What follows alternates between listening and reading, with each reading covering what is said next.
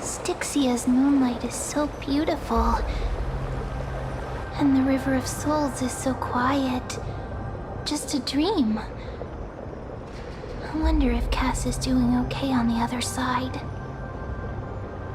If I write a letter and put it in a drift bottle, will she be able to read it?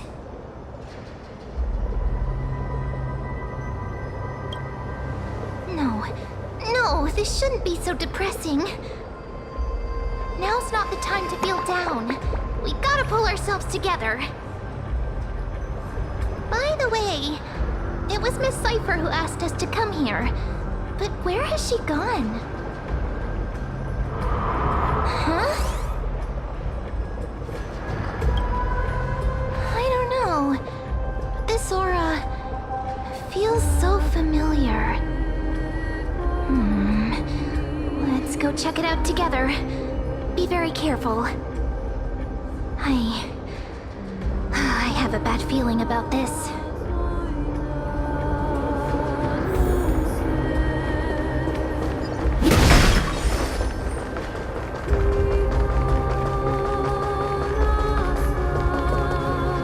Hey, what's that on the ground? Should we pick it up? Careful, careful. It's a piece of black cloth.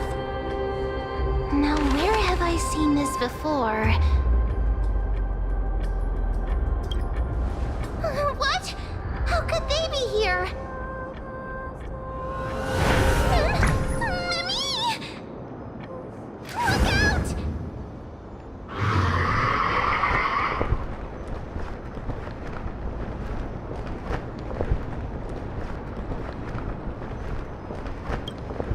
Don't give up just like that!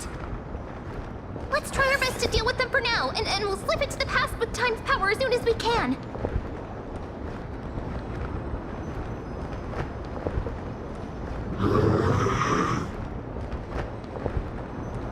The River of Souls is full of fish, big and delicious. What?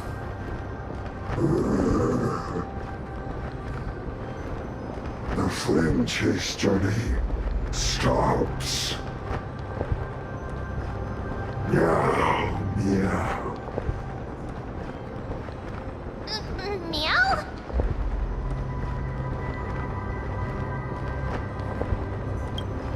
We already knew about the mad part, but are we still in danger?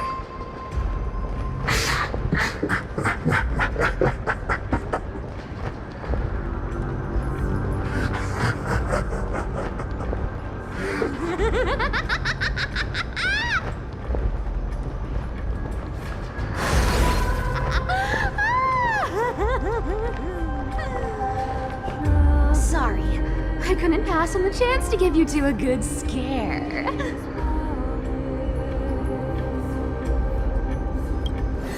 Ah! Don't run! I'm the real Cypher. The real one. Come on, don't be upset.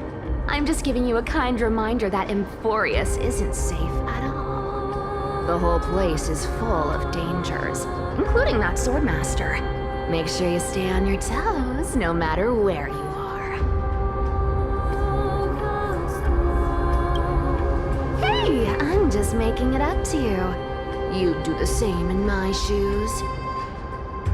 So, was that a Flame Reaver disguise? Or a magic trick? It looked so real. Is that the power of the trickery demigod? Disguise? No. It's not as simple as that. Let me think about how to explain this. For example, what did you think when you realized that piece of cloth came from the Flame Reaver's cloak? We thought that maybe the Flame Reaver was around here somewhere? That's right. And then you heard some footsteps. What did you think when that happened? Well, we thought it must be the Flame Reaver coming this way. Yep, exactly. I just used some hints and, mental suggestions to help you believe in a lie. Lies are what Zagreus is best at. If everyone believes in a lie, then it becomes reality. A power to make lies into reality? That's got all my hair standing up.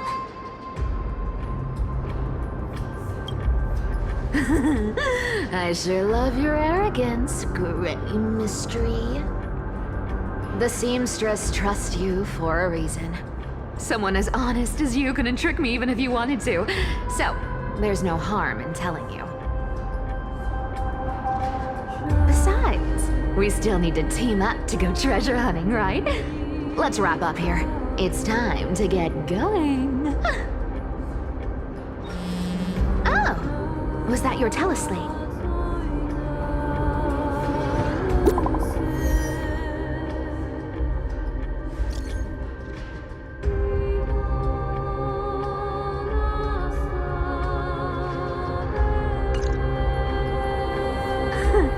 Aren't you a popular one? But I got to you first, so help me with the treasures, and then I'll send you two to the grove.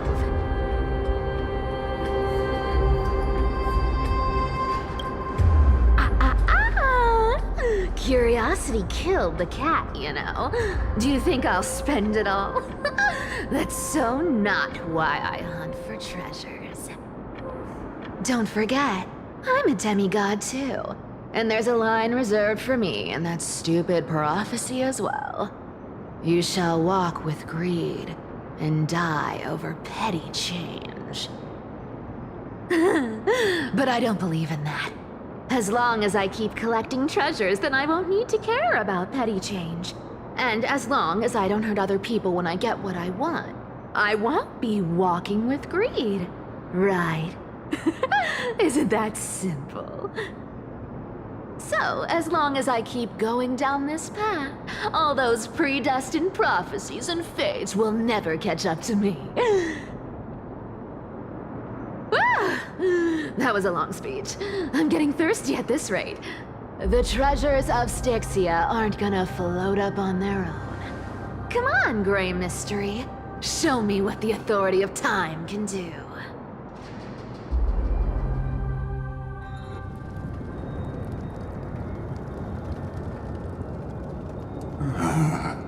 So, this is the car of the Astral Express you've spoken of.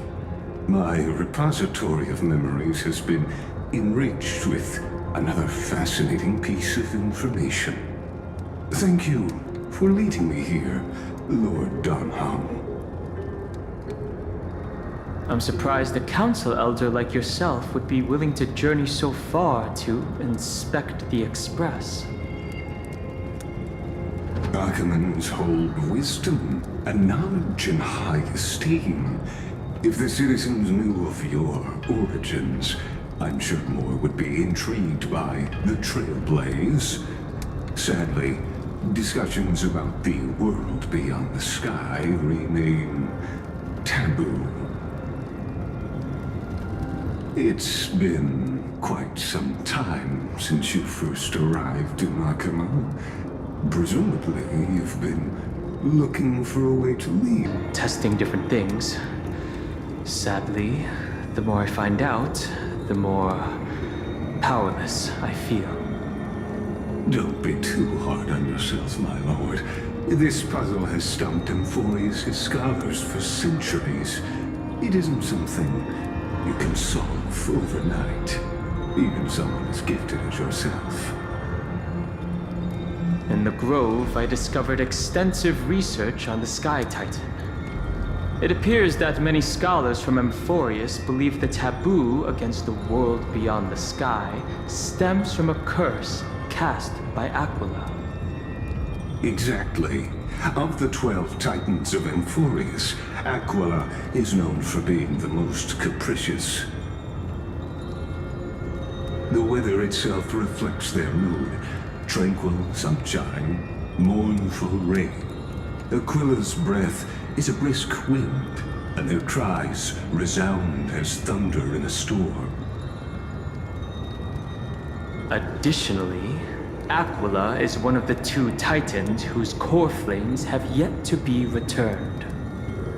The sky above affects every citizen. It's clear that Lady Aglaya's decision to confront Aquila at the end of the Flame Chase journey was a carefully considered strategy. If returning Aquila's core flame can break the sky's curse, we won't have to exhaust ourselves searching for a way back. We can simply focus on aiding the Chrysos heirs. Anti-Catherians have no home to return to, so I understand your concern for your old friends and homeland. I used anti-Catherian technology, or scanning, as you might call it, to assess this car. Assuming my judgment is correct, I might be able to conduct a thorough overhaul of its power systems. Really? But... Of course, that's only if you, my lord, permit me to interact with it. by all means, please, proceed. But be careful. The Express's thrusters are extremely delicate. You honor me with your trust. I will be very careful.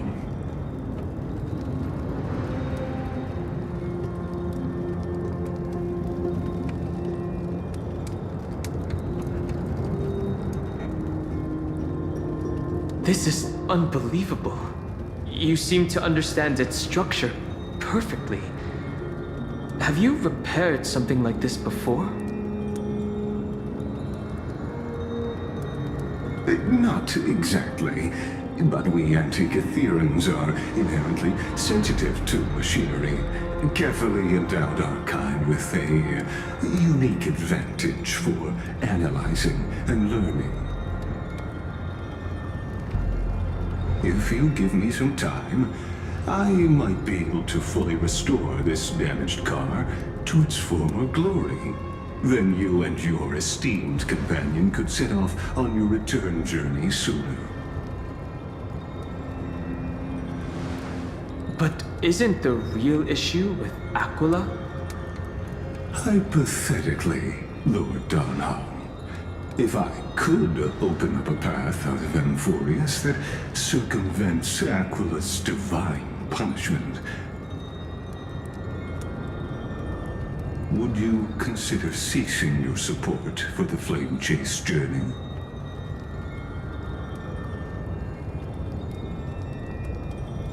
I don't understand. Does the Council of Elders possess some secret means of counteracting divine punishment? It's best if you don't delve too deeply into that question, my lord. All you need to know is, I can make it happen. Maybe this is not a decision by the Council of Elders, but rather his personal wish. The crucial point is, if you and your companion are unwilling to halt your support for the Chrysos heirs, it could offend certain interests.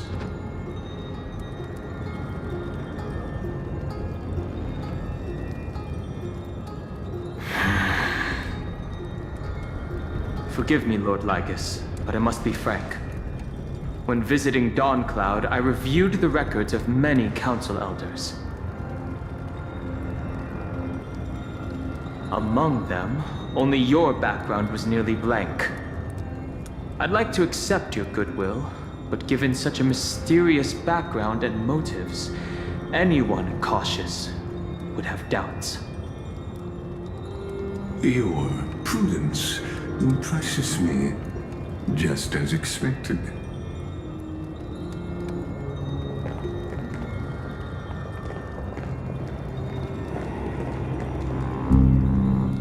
Are these people... Is this a trap? Is that why you accompanied me here? Please don't misunderstand, Lord Donhong. As the Theoros, I have no allegiance to their plans, nor am I obliged to obstruct them. I am neutral. Out of respect for you, I hope to offer a peaceful solution to ensure the safety of you and your companion.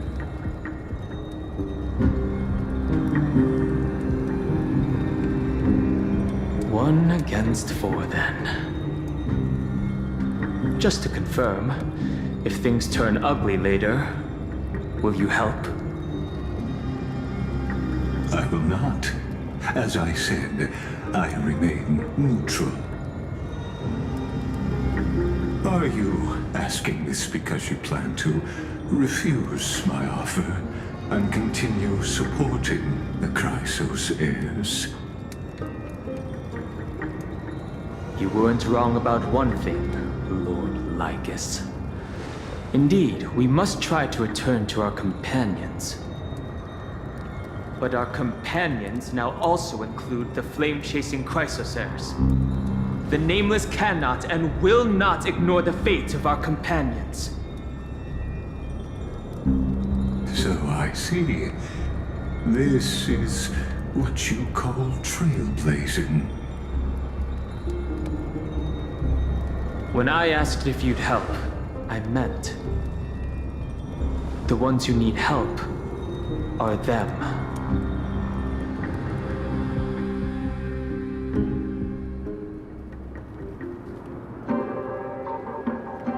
You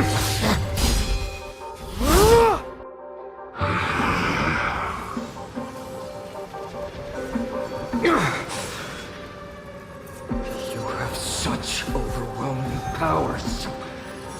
Why?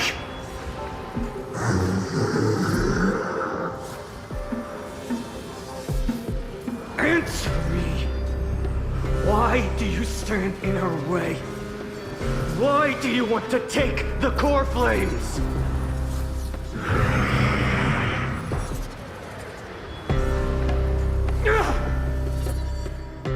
Oh no! He can't hold on anymore! Drag him back here, friend!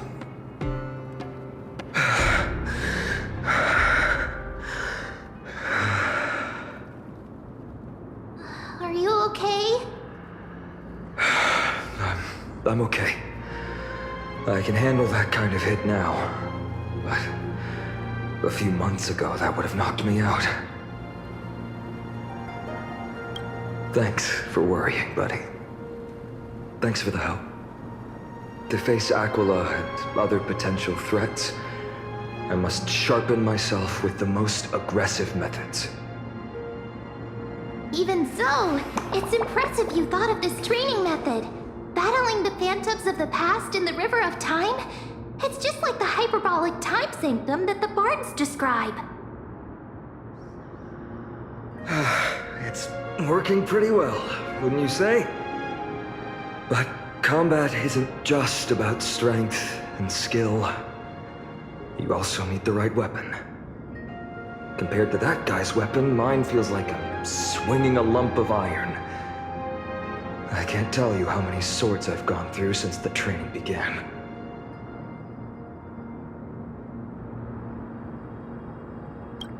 Don't worry. I've already arranged that. Of course I need him. I asked him to make a suitable divine weapon for me. It's a little embarrassing to say this, but in order to help me, he deliberately turned down all other business. Oh, Cartonis is part of this flame chase journey after all. Full of energy. Thinking about how he's been recently, maybe you're right. concerned about you. Lately, you seem more and more fixated on that Swordmaster in black. That's quite the sudden shift in topic. I've been holding this question in for a long time. You're getting stronger, but seeds of unrest are also growing in me. Don't worry. I'm not wielding my sword for revenge. She's been through Nikador's trial and understands. Those who can't walk out of the shadows of their past are ultimately weak. Times have changed. The responsibility I bear is both precious and fragile. I wield my sword for the future of Amphorius. I will not let hatred cloud my judgment again and neglect my duties. I'm far from finished. I must continue sharpening my skills until I can match their strength. Every time I say something, things get so serious. I don't want to be the person who keeps bringing the mood down. I'm out of energy for training today. How about we go to the library of Philia to lighten the mood? Sure, that's what I've been looking forward to. We deserve to enjoy ourselves after all the hard work. Today, I'm definitely going to... A girl's little secret. Don't pry. That's the charm of this place. You can find whatever you're into here. The three of us might not be into scholarly books, but we could still spend an entire day at the Library of Philia.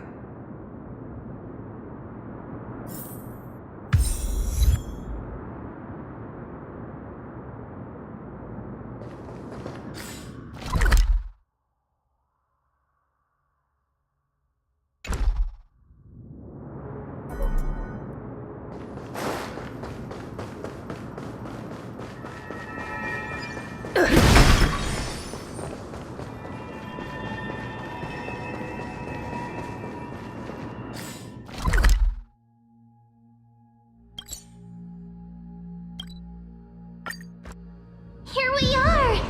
Where was that slate last time? Was it here? Or maybe over here?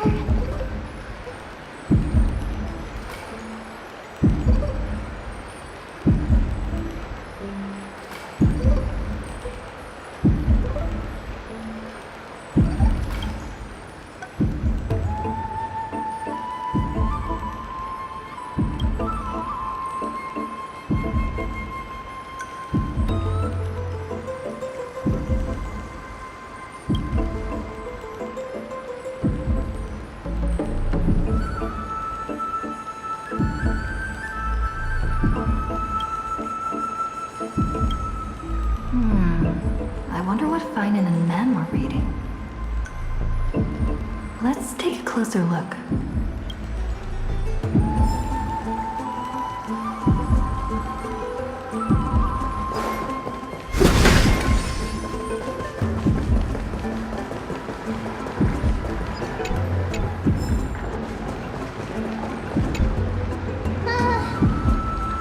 Month of cultivation, curtain fall hour, a time to feast on grains, a poor time for fishing.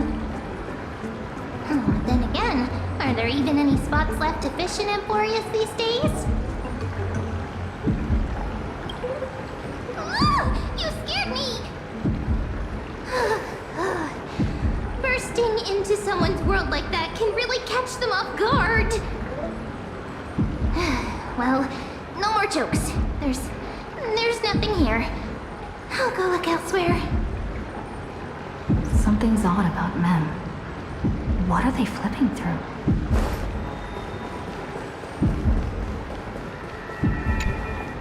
Oh, these cards are so detailed and fine. Ruler, weaver, traveler, healer. But the interpretation for each card is so long. Do I have to memorize them all?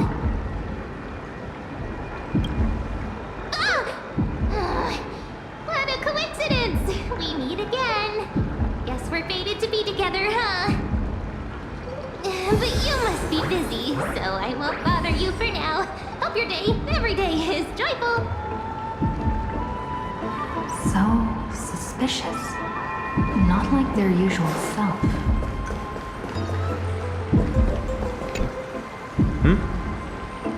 Well, I thought I felt a draft just now. Peeking isn't polite, my friend.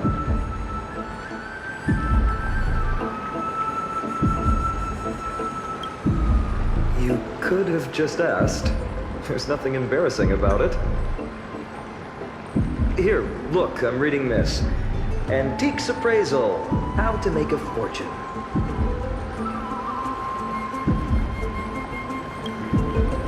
You didn't know? After all this time we've known each other. That pains me. I've spent a lot of time pondering how Aglaia became such an effective leader. Beyond the intangible qualities like personality and ethics, a major reason is her family wealth. That's the perk of growing up in a big city, isn't it? For those of us in the sticks, luck doesn't come as easily. It's 30% grind, 70% fate. Oops, I talked too much. As a leader, you need both integrity and... integrity and skill.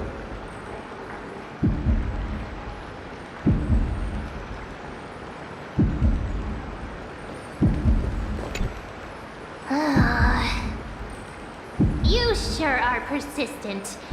All right, all right. I'm totally helpless against your charm. What are you guys chatting about? Is this... the Amphorius Divination Compendium? Why are you here too? Sorry, seeing you two chasing each other around, I suddenly found my book not that appealing anymore. Never thought Mem would be into divination. But it's not exactly a niche hobby, so why all the secrecy? I wanted to set up a surprise! Master it in secret and give you all a shock. But getting caught halfway through, it's only natural I'd feel shy. A girl's heart is more delicate than Aquila's ever-changing moods. A surprise, huh? Someone else used to tell me the same. She was really good at stargazing and divination, especially with cards. Yeah, just like the ones you're looking at. And you must be pretty familiar with all sorts of divination techniques with a friend like that. No, I know nothing about it. I've never really believed in using cards or bones to predict the future. If the good omens foretold by divination were true, my hometown, Hydes Elysiae, wouldn't have disappeared. Don't forget, we've got Lady Trina. Every other form of divination is just smoke and mirrors or cleverly rehearsed tricks compared to her flawless prophecies. To me, divination could be a power that guides our spirits. Fate always casts a shadow in front of us, clouding our view of the future. That's why people turn to divination. It's just to find a small reason to give them courage to face the unknown.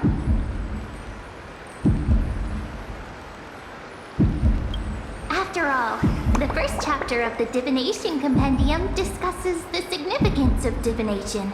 I'm just expanding on that a bit.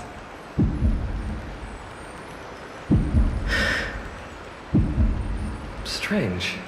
That person I knew used to say similar things. Looking back, whenever she interpreted a card for me, I couldn't help but feel uneasy. Even though I never believed in the outcomes. Maybe it was her tone. Cyrene. She could paint a complete fantasy so vividly, it utterly captivated me as a child. Right, I still carry a card she once used. You want to see it? Oh, wow! It's so exquisite! I'd love to have a card like that. Oh, now that you mention it, yes.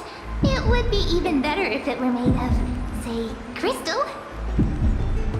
Speaking of which, partner, there's something I haven't shared with you all. Remember our first trip to the Temple of the Three Fates? The riddle that Orin exposed to us?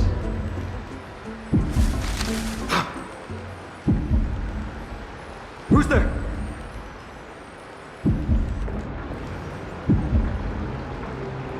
You are...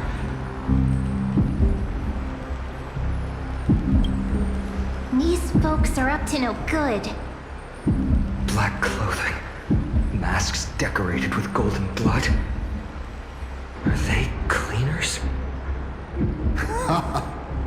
To directly call us by our name, it seems you, Lord Finan, have studied the forgotten history of Enforius quite thoroughly.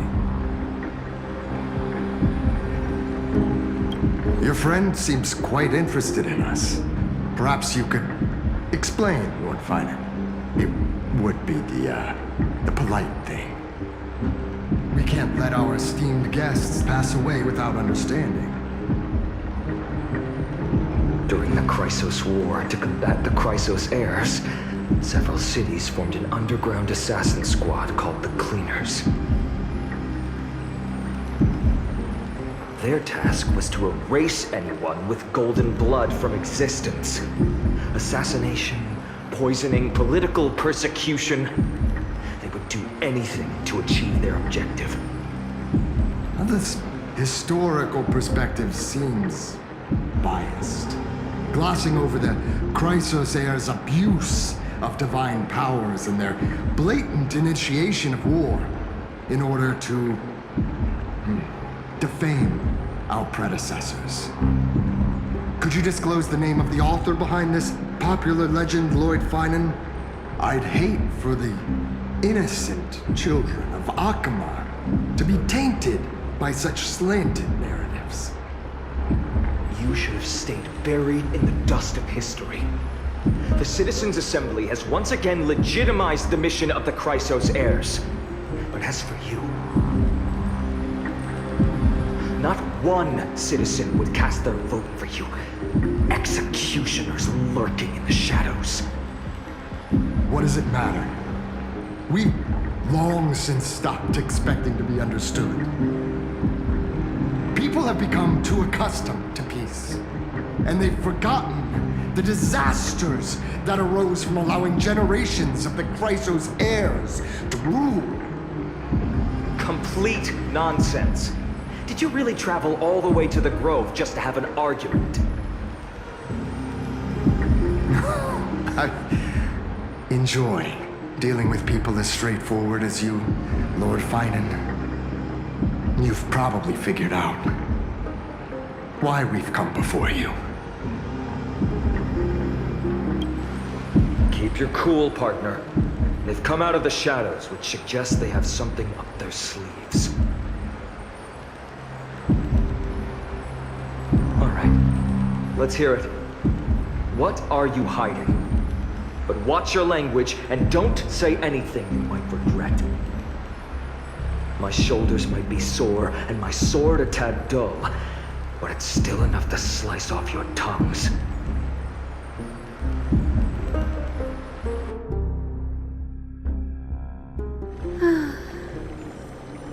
How's it going, Cinny?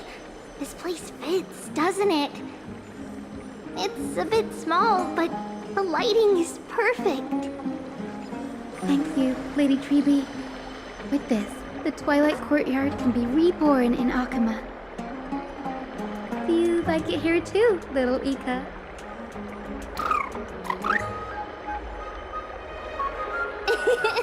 It's so bright here. Maybe you should rename it? How about Luminous Courtyard?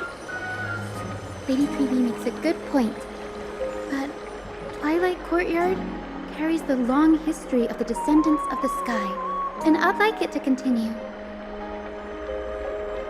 Right. How does the legend go again?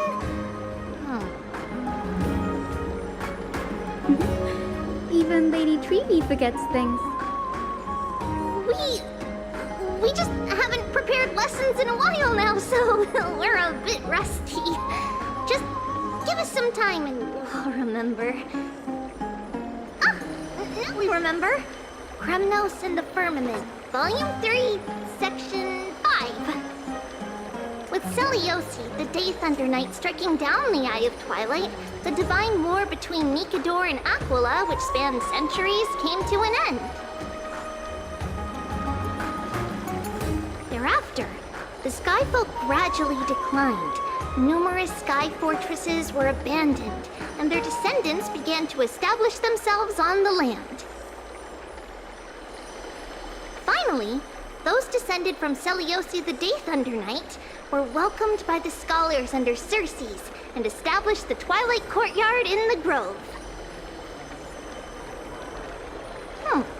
The historical records seem slightly at odds with our memories. But the details from that time have become somewhat hazy to us. Oh, I forgot. For Lady Treevee, history is more than just words on a page. It's something you've personally lived through.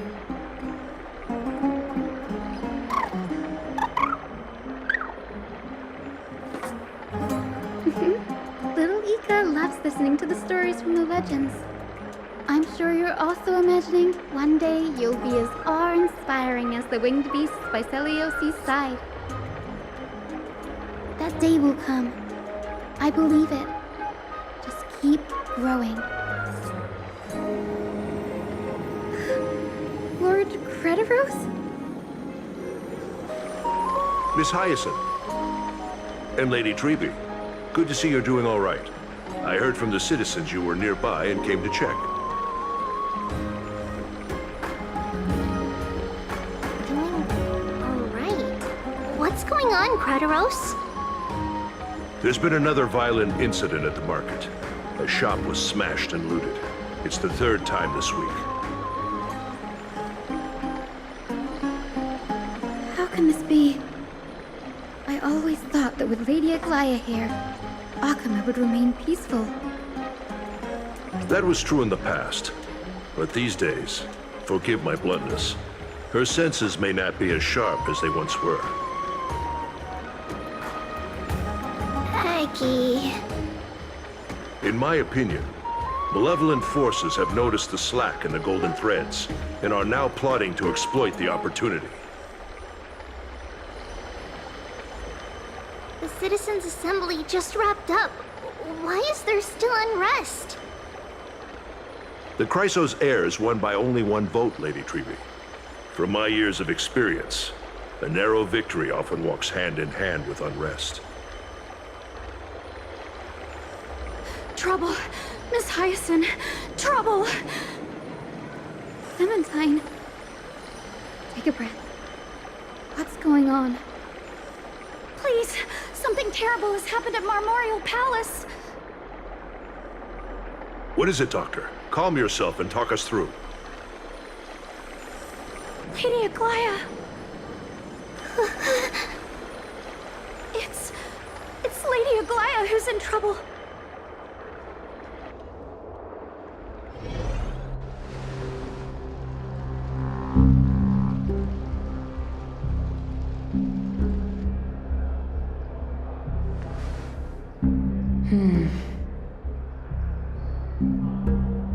I still remember.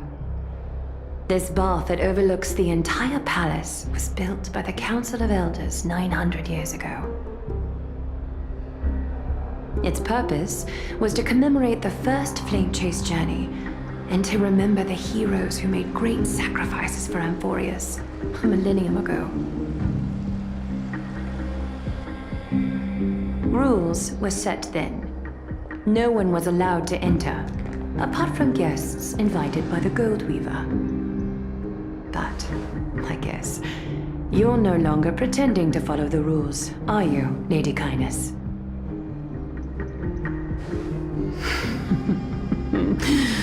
Aglaya.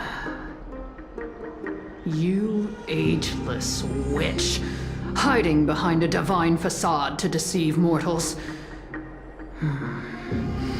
We've been far too kind with you. Kind? There's no need to use such a word to cover up your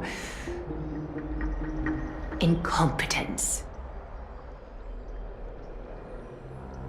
Anaxagoras humiliated all of you before the citizens.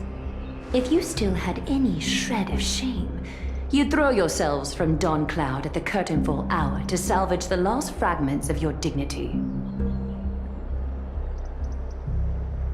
Demigod, why not gaze into the water's reflection and see the wretched face you wear now? These days you're not only blind, but also deaf. The cleaners were born for this moment. When all orders, rules, and laws fail to restrain you, it's time for the dagger to pass judgment. If you're in such a hurry, give it a try. Going toe-to-toe with a demigod? We're not that foolish. The dagger isn't at your throat, but...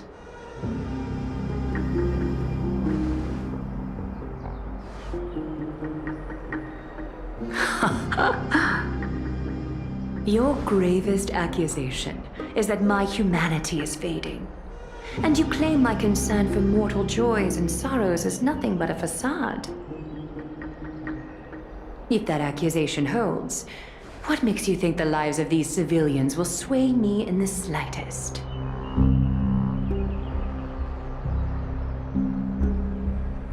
Fine. I'll gladly use a few more words to shatter that demigod facade of yours. Like I said, you're not only blind, but deaf too. Lately, your control over Akuma has weakened. You failed to notice the thefts we arranged in the market, nor did you catch wind of the meetings happening in the Droma's workshop. Plots are unfolding right under your nose, yet you remain indifferent. Humanity? Fading?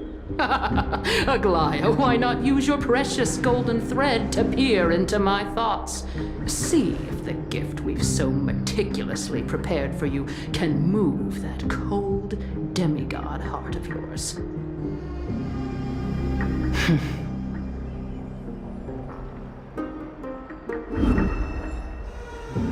In this moment, I only regret not being more ruthless. Because your evil is beyond cure. You finally figured it out. You have grown dull. I've been holding that image in my mind this whole time to make sure you could see it clearly. I want you to have this knucklebone talisman, Big Sis. I hope it brings you luck every day and keeps you safe from bullies. That girl who can't speak or hear. What if she accidentally lost her eyes too? You know better than anyone what it feels like to lose your sight. Imagine if 1,000 years ago you, already blind, had also lost your voice and hearing in your youth. Would you still have become the Aglaya you are today? Look at those broken, pleading eyes. How disappointing. We overestimated your cunning. If this plan fails, we still have dozens of splendid parting gifts prepared. Demigod, would you like to hear about them? I thought I could buy some more time. In these 1,000 years, I've witnessed the fall of 10 titans. From my naive arrogance at the beginning to slowly learning how to guide others.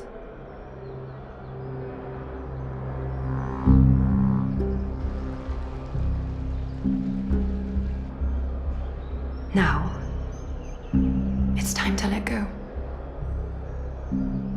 I should be grateful. Grateful that I've reached this moment. To let my departure become a path for others to follow.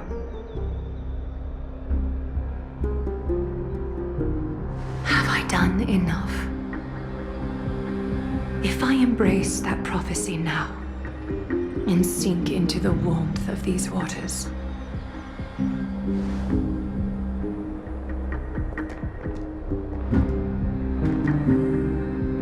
will the wandering wind stop to mourn me, Cyphra?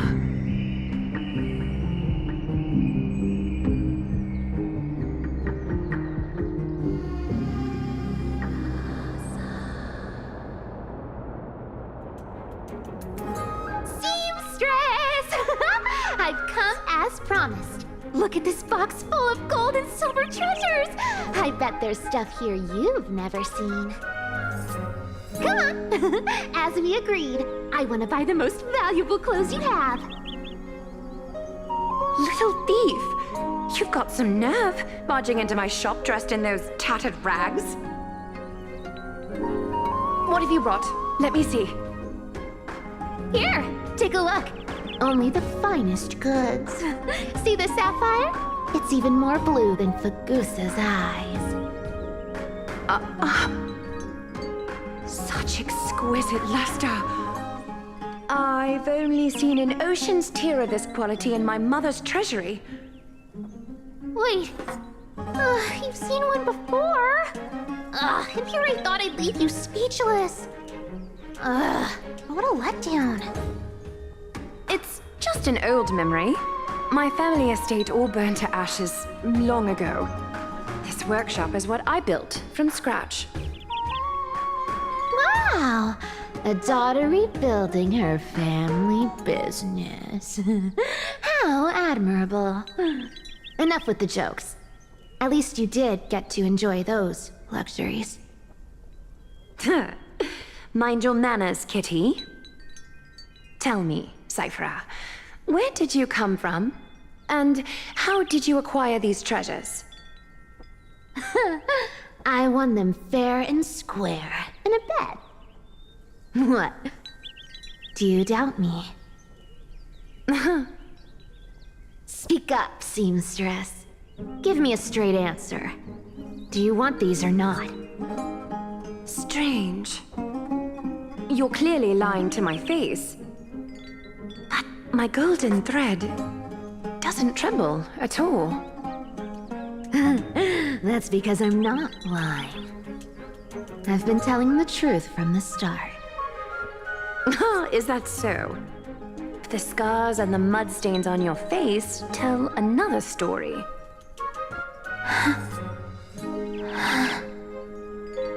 Come on. Can we just do business without all this chatter? Don't worry. I didn't leave any evidence, so no one will bother you. How can I trust a word you say when you're so skilled at lying? Dealing with you rich people is such a pain. Always wasting my time. Fine, if you don't want it. There are plenty of others who do. Hold on. Your treasure? I'll accept it. But these alone aren't enough to purchase the Gold Weaver's finest clothes. That said, I do have something that would suit you perfectly. Oh. What do you have in mind? Look. Come a bit closer. Oh, it's shimmering gold. Absolutely stunning. These golden boots are the Gold Weaver's greatest treasures. Though not as valuable as the most precious gowns, they hold a magical power. Legend has it that Zagreus blessed these boots, allowing anyone who wears them to move swiftly and silently. Put them on, Cypher. And don't get caught again. A face as lovely as yours deserves better protection.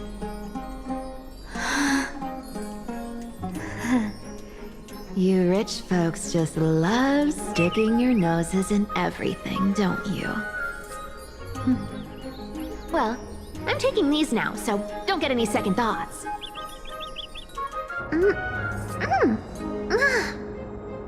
What's wrong? Do you have a smaller size? These are way too big for me. Well, I suppose you'll have to grow into them.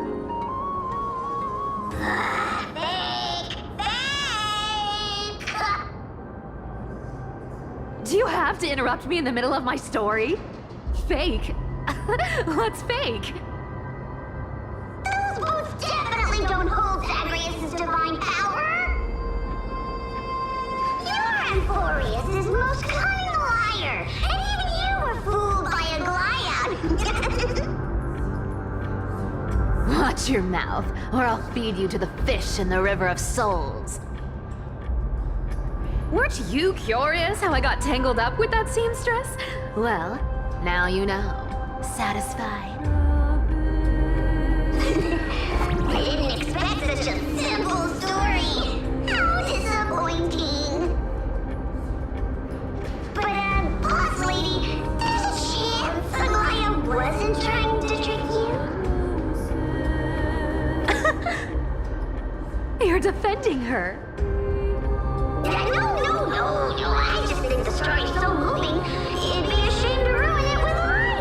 If I could cry, I'd be in tears right now. Good thing you've still got a sharp tongue, or you'd have been stuck guarding someone's front door ages ago.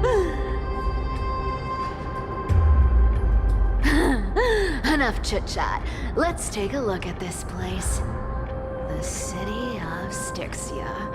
Look how beautiful she is! Let me take a good sniff of this air.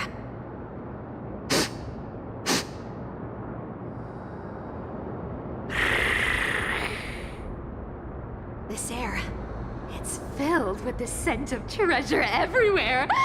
Wonderful! Just wonderful. Thanks to Castorus and Grey Mystery, the ancient city's barrier was finally dispelled. Now that I think about it, helping them was well worth it. Time for treasure hunting, Barto! Lead the way, and whatever we find, we'll split 80-20. Well, I have a suggestion. How about 70-30 instead? Listen closely. Do you hear that? The gnawfish in the River of Souls are growling with hunger. 80-20 it is! How generous you are, boss lady Cypher! Anyway, what's with all this water? It's damp, cold, and miserable here. I hate it. Ooh, the mighty demigod of trickery! Uneasy around water? You wouldn't understand. The people of Dolos are talented in many ways. Just, not in swimming. Why don't we have a race? Long distance, sprint, or laps? Take your pick. What's got you so worked up? Relax. Who would have thought the fearless Lady Cypher was afraid of water? Cats hate getting wet. What's so hard to understand about that? Now, hurry up and figure out a way across, or I might have to reconsider our split. Don't rush me! Let me take a look around! Got it! Let's use that thing! Come on! Follow me, boss lady! Not a good imitation. I'll play along. Let's see where this goes, Bartolos. Tell me, how did you hunt for treasure when I wasn't around, boss lady? trying to trick me into saying some. Ooh, interesting. Very interesting. Was this device designed by priests of Ornyx? Do you think you can handle it? Don't underestimate me, boss. Just find a cozy dry corner and wait for me.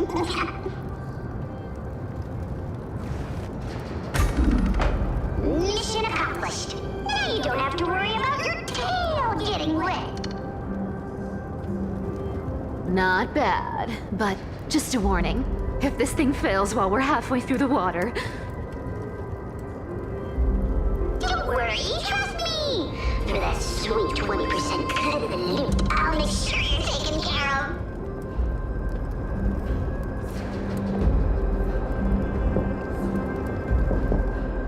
Huh.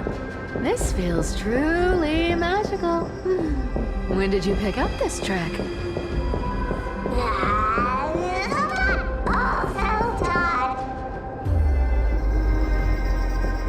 We're here.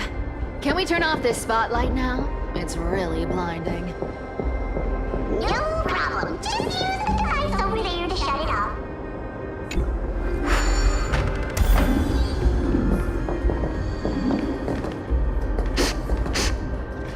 The scent of gold coins, gems, and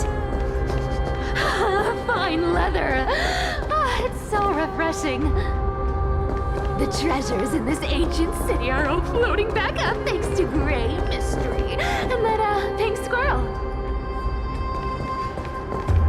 Yes, right here. What are you waiting for? Start digging.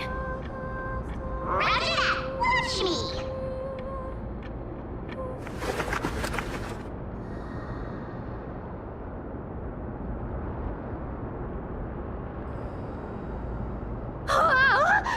That's a huge chest. Move over. I want to open it myself.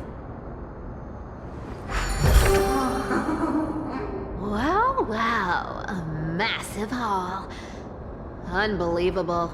It's hard to imagine the kind of luxurious life the people of Styxia once led. As expected for a realm of Fagusa's disciples. This entire chest is filled with ornaments made from ocean's tears. Here, take this. See if it suits you. Thanks for the gift, boss. Much appreciated. Look at the clarity of this purple crystal. It matches my skin tone perfectly. Oh, safer. You truly have the most refined taste of all thieves and employees. Let me try this on.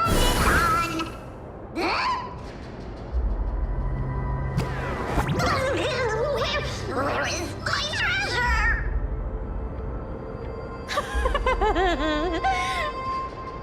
How long have we known each other? I can't believe you still fall for this.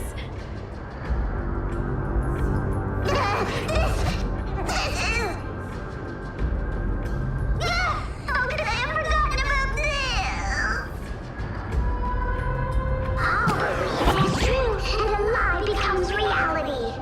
What a convenient ability. The demigod of trickery's divine gift. Far more practical than any golden thread or teleporter. All right, enough fooling around. Here's the real thing. Lead the way. Cipher rules. I've already pinpointed the external treasure. Starting navigation. Boss lady, we're set to make a fortune this time. Got any plans on how to spend it? Of course, spend nothing.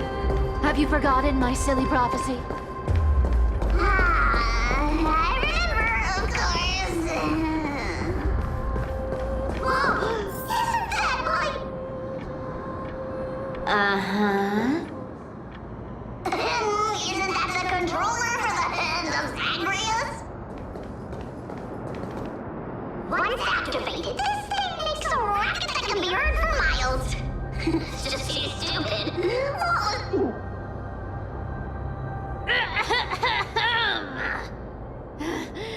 Seriously, what was the Titan thinking when they came up with this thing? Hey! If you don't want the trickery to be exposed, you'd better start by keeping your mouth shut. What do you say? But lady, you're absolutely right. I'll be careful with my words.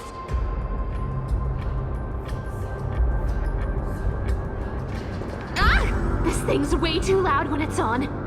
Let's not stir up more trouble, okay?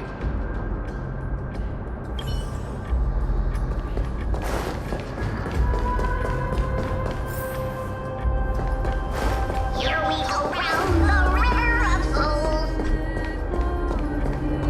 Spirit thief goes, spirit thief goes. Ah! What are you even singing? You're totally out of tune.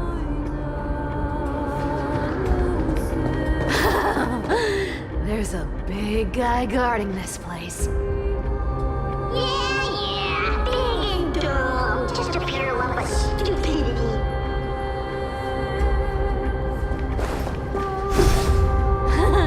Look at its face. Oh my, how could something be so ugly? Yeah, so ugly. Ugly enough to make even me, a little imp without a digestive system, feel nauseous. If that ugly brute messes up my face, even the stoic Talantin might end up shedding a tear. Indeed, that would be heartbreaking. Clearly running away is the sensible choice. So, how about you take the front? I'll attack from the side. Right. Fleeing fits a rogue nature. Huh?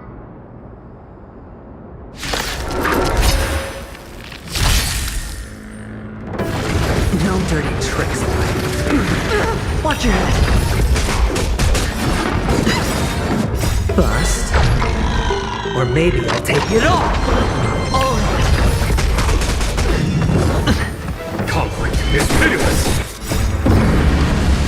Show no mercy. Spend freely. Get there. Watch your head. Here is thunder.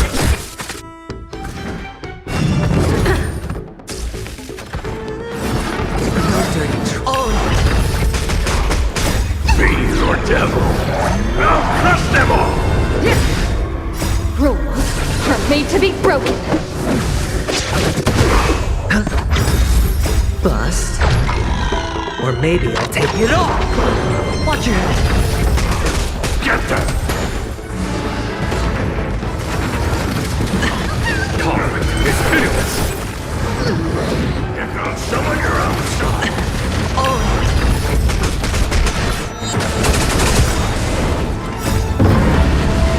Show no mercy. It's on me.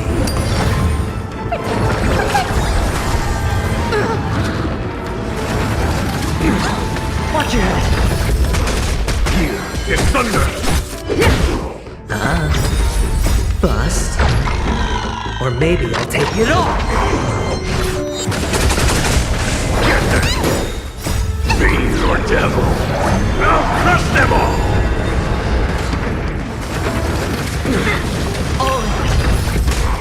Conflict is pitiless. Rules are made to be broken. Spend freely. Get them. Here is thunder. Show no mercy.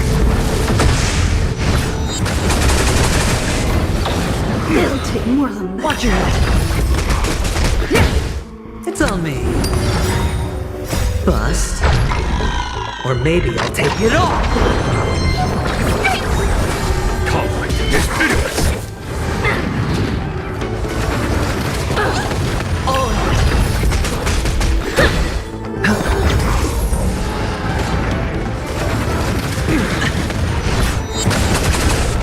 Watch your head. Here is thunder. Get them. Spend freely.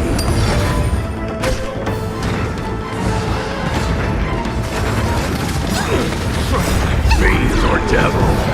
I'll crush them all! Bust. Or maybe I'll take it off. Rules are made to be broken.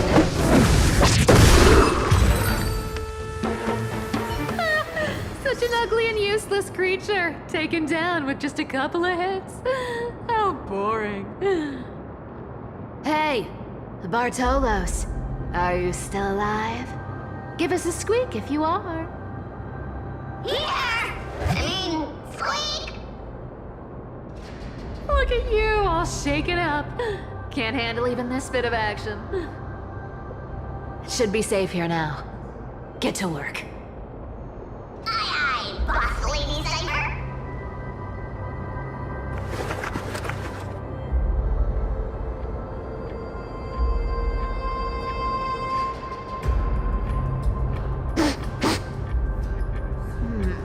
It doesn't smell like anything valuable this time. Since we've already dug it up, let's open it and see.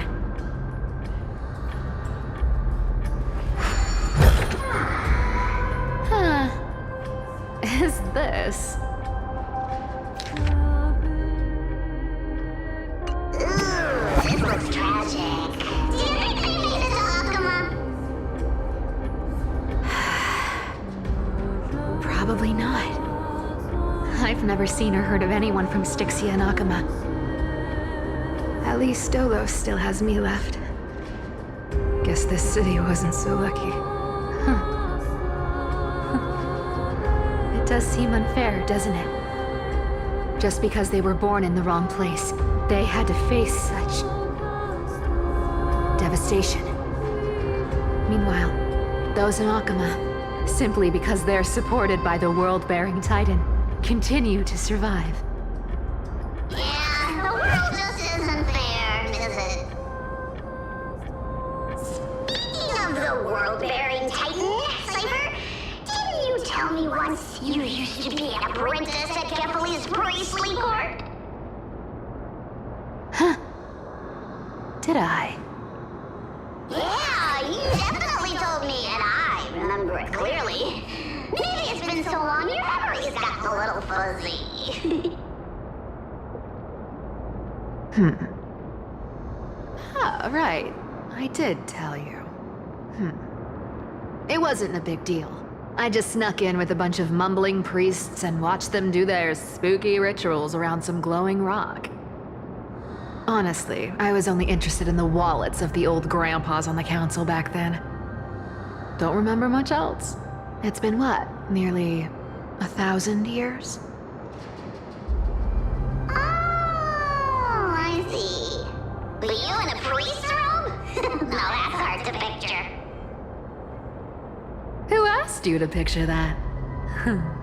Besides, priest robes from 1,000 years ago were nothing like the ones today. Right. I didn't think about that. I was just curious if you ever overheard anything interesting from those priests.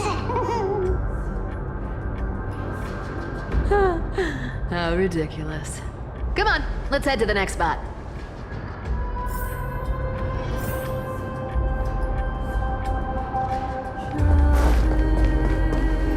Where did this roadblock come from? Ugh, this is so annoying. The treasure is right in front of us. Oh dear, we're stuck here. But I have a plan. Should we call on that big, noisy, cumbersome hand of Zen? Never thought that thing would actually come in handy. All right. Do you want to handle it? Leave it to me, boss. I don't need a controller. After all, you know.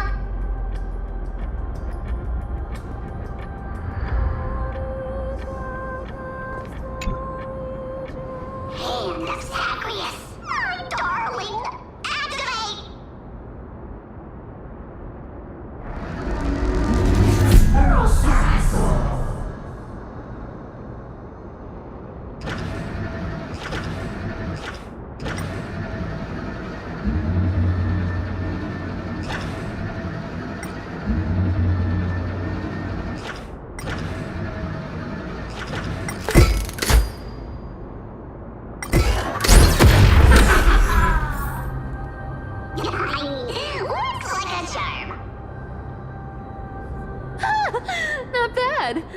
However, I still don't see how this ties into trickery. Let's go to the next room! Hey, slow down! That question you asked me earlier. I think I just remembered something. What did I ask? You know, that question. The one you specifically asked me. Right after we dug up the second chest. Forgive me, boss lady, but have you been under a lot of stress lately? I didn't ask anything. You must have imagined it. Oh. Is that so? Maybe you're right. I have been a little on edge lately. I need to relax. Alright, let's move on to the next treasure trove.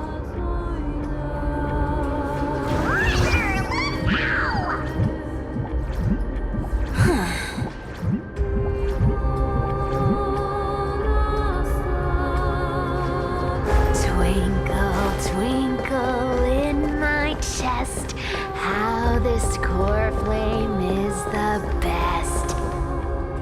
Wow, when it comes to singing, I still sound better than you, boss. Go beyond all time and space On the journey of flame chase.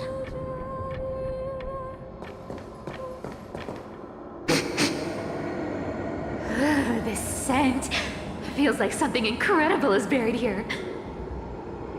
Incredible indeed. If even boss lady said so, how could I not be excited?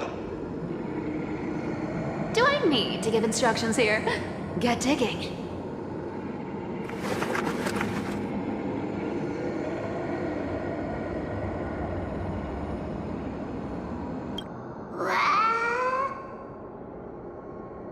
Oh, isn't this a golden scapegoat? Interesting. Looks like whoever buried this treasure wanted to play a little game with us. Oh, isn't there a myth about this thing? Those who feared fire became sheep. Those who did not became human. Sheep, humans, whatever. All I know is unlocking this gets us treasure. Here, this honor's all yours. Puzzles and tricks are right up my alley. Just leave it to little old me.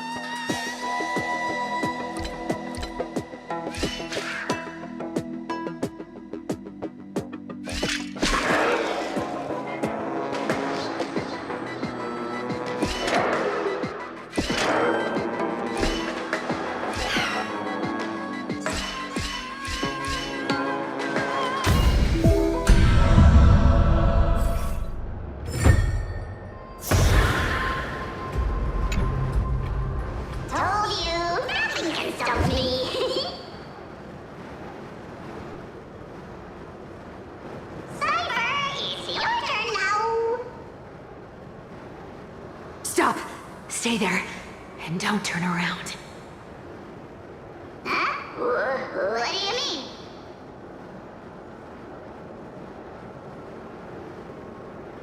I told you, don't move.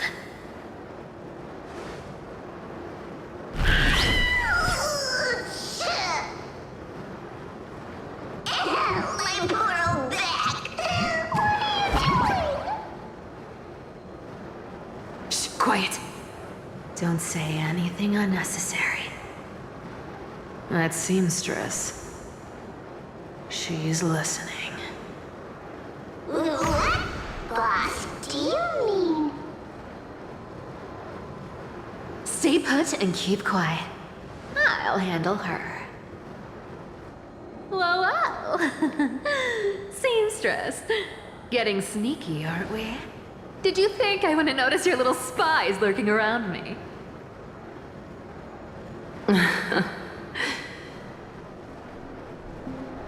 As time passes, I find myself leaning more and more on blind luck. With only the power of this little nymph, naturally I couldn't slip past your sharp eyes, Cyphera. Even if you could fully control Bartolos's mind, I would still be able to see through your disguise. Aglaya. You've gone to such lengths to spy on my every move. What exactly are you after? I've told you before, you don't need me to succeed. Why don't you just let this go? I already made an exception and got involved with Castorus and Grey Mystery. Asking for more now. Isn't that pushing your luck a bit too far?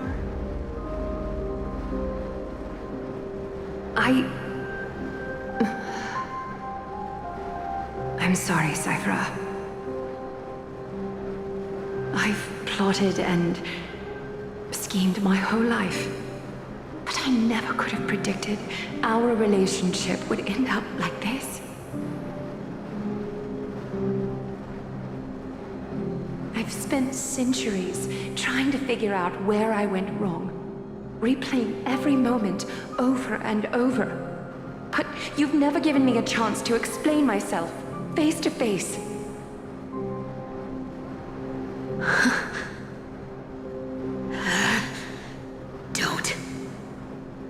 Don't talk to me like that. You know I can't take it.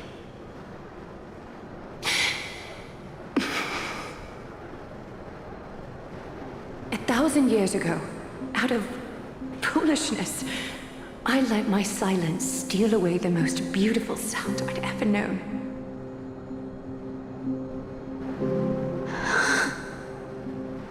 I see this. So this time, I must say this to you, even if it's all in vain. I need you, Cyphera. The Chrysos Heirs mission needs you. The finale I've delayed for far too long. It's finally here. Whatever resentment you still hold against me will fade once I'm gone. Please, come back to Akama. I'm begging you. Without you, they don't stand a chance.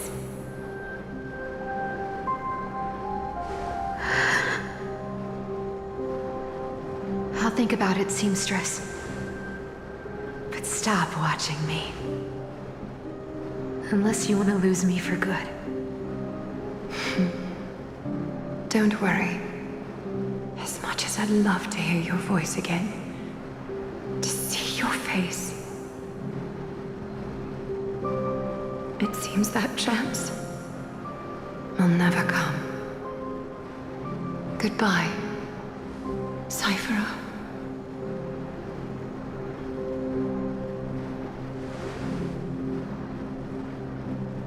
Goodbye, Aglaya.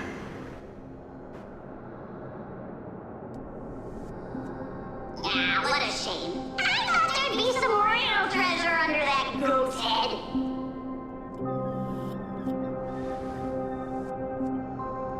Turns out, everything in that chest was soaked in water from the River of Souls. Nothing valuable left. Those relics were once priceless. But time has eroded away all that they once were. Aww, hearing that from you makes it sound so sad. Wait, why am I getting all sentimental? We haven't even processed what just happened. That horrible woman. Where did she... Oh! If you see her, let her know this. As demigods, we can't avoid our duties forever. Could it have been back then? When? Do you remember now? Looks like you don't need me to jog your memory. She must have slipped that nymph into your pocket while you were distracted. Don't underestimate that bug. It's every bit as dangerous as the seamstress's golden thread. Let your guard down for even a second, and it might take over. Make you spill secrets you'd never share otherwise. Whoa, that's like some brainwashing monster straight out of the Black Tide! Creepy. Boss, how did you realize something was wrong? I'm curious. What exactly did that nymph make me say? Actually, it gave itself away very early on. Speaking of the world-bearing titan, Cypher, didn't you tell me once you used to be an apprentice at Kefali's priestly court? We've been partners in crime for 1,000 years. We've talked about everything there is to talk about. Except for that one experience at Dawncloud. I never told you about that. I absolutely wouldn't have shared that with anyone. But, boss lady, there's a chance Aglaia wasn't trying to trick you? And as far as I know, the embodiment of trickery despises that golden thread which forces people to speak the truth. You'd never defend Aglaia. Isn't that right, Zagreus?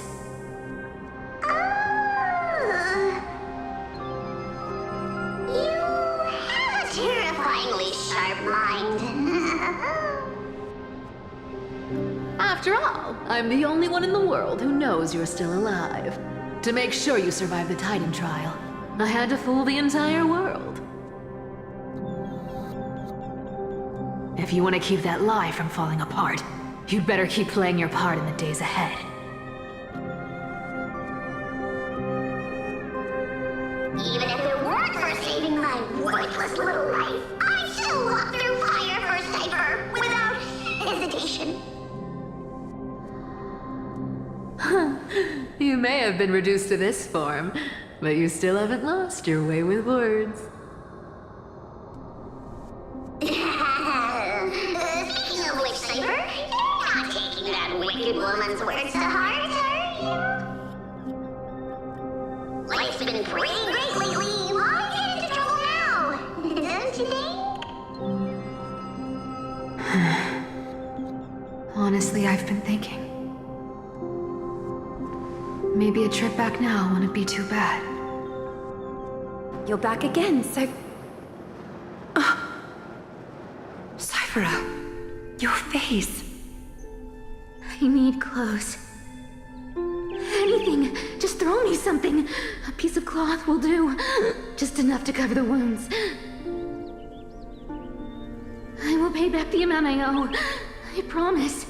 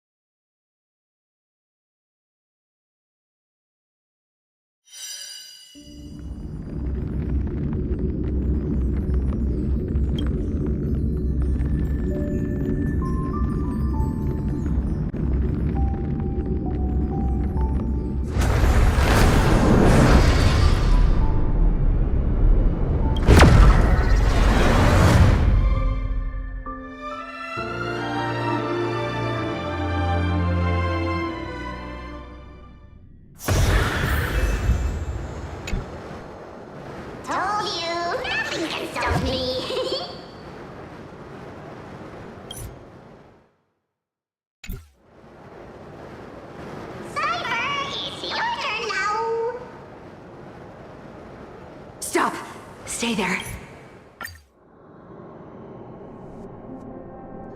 Ah, what a shame. I thought there'd be some real treasure under that goat's head.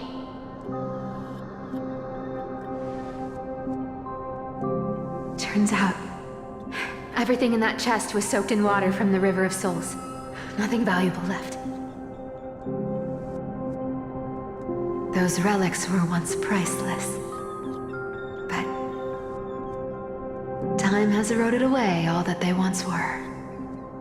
Aww, hearing that from you makes it sound so sad. Wait, why am I getting all sentimental? I haven't even processed what just happened. That horrible woman. Where is she? Oh! If you see her, let her know this.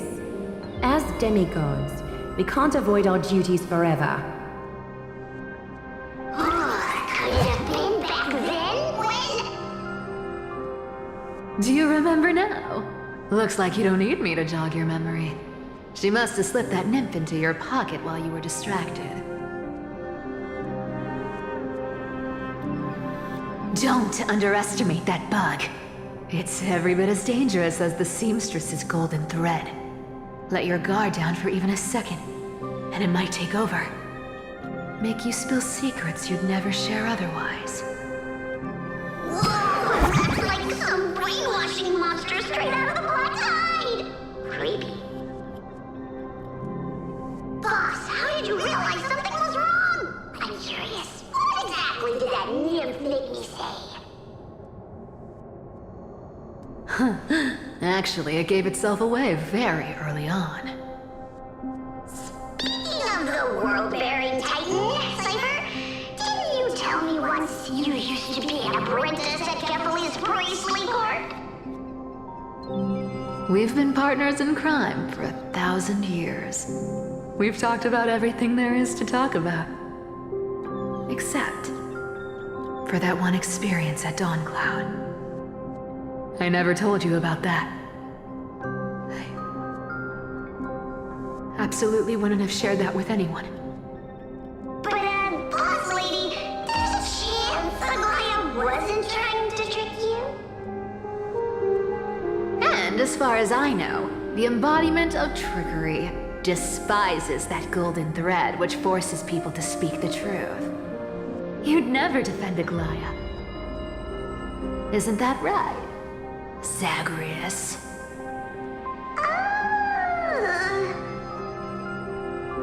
You have a terrifyingly sharp mind.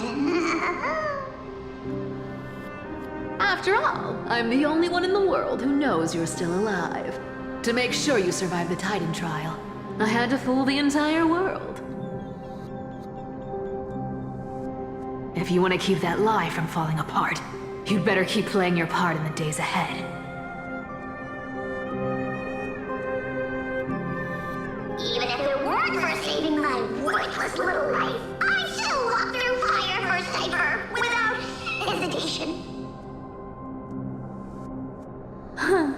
You may have been reduced to this form, but you still haven't lost your way with words. Speaking of which, Cypher, you're not taking that wicked woman's words to heart, are you? Life's been pretty great lately. Why get into trouble now?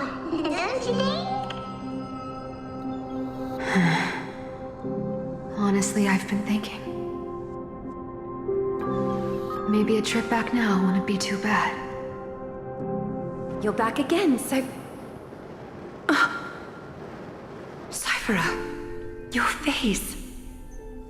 I need clothes. Anything. Just throw me something. A piece of cloth will do. Just enough to cover the wounds. I will pay back the amount I owe. I promise.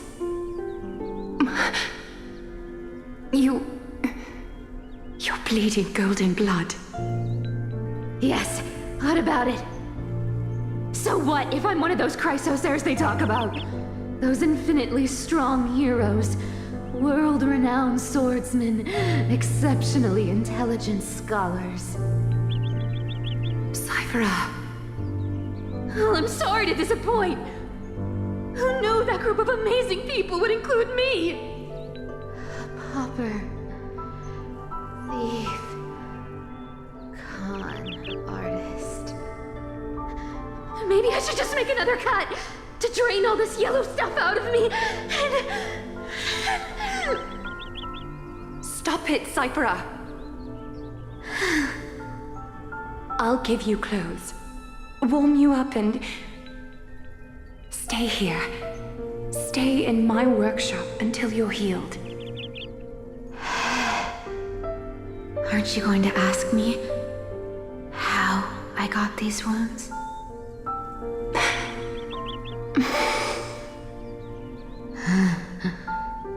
Right. What's the use? I'm so good at lying. Even your golden thread can be fooled. If you can't verify the truth, why bother asking at all? I don't need to ask. Nor do I need to use the golden thread. I know everything you do is for survival, at all costs. Stay here. You won't have to deal with the cold or go hungry again. Stay by my side, and you can start putting yourself back together. Aren't you worried I'll ruin this place's reputation? Or that I might sneak off with your precious clothes and sell them? I wouldn't have invited you if I were worried about those things. You're weird, seamstress. You know, they say a child who often lies remains a liar for life. I've tried not to become a liar, but honestly, it's just too hard. I'm close to giving up. What makes you think I won't disappoint you? Because I can feel it. Not with the power of a demigod, but with the heart that beats in my chest. You love this place. That's why you keep coming by, but also why you hesitate to stay longer. You worry you'll tarnish the Goldweaver name. After taking over Nestia's divine authority, I became used to letting the golden thread distinguish sincerity from falsehood. However, the mission I need to complete requires me to learn to trust and rely on my heart. Cyphera, you're an honest thing I've given to this world. And also a challenge the world has given to me. Stay here with me. You have a beautiful face that deserves better than to be covered in scars and grime. You've got a way of talking that's hard to follow. All right, let's make it a deal. You have 1 day to change your mind. Once the action hour passes, there's no turning back.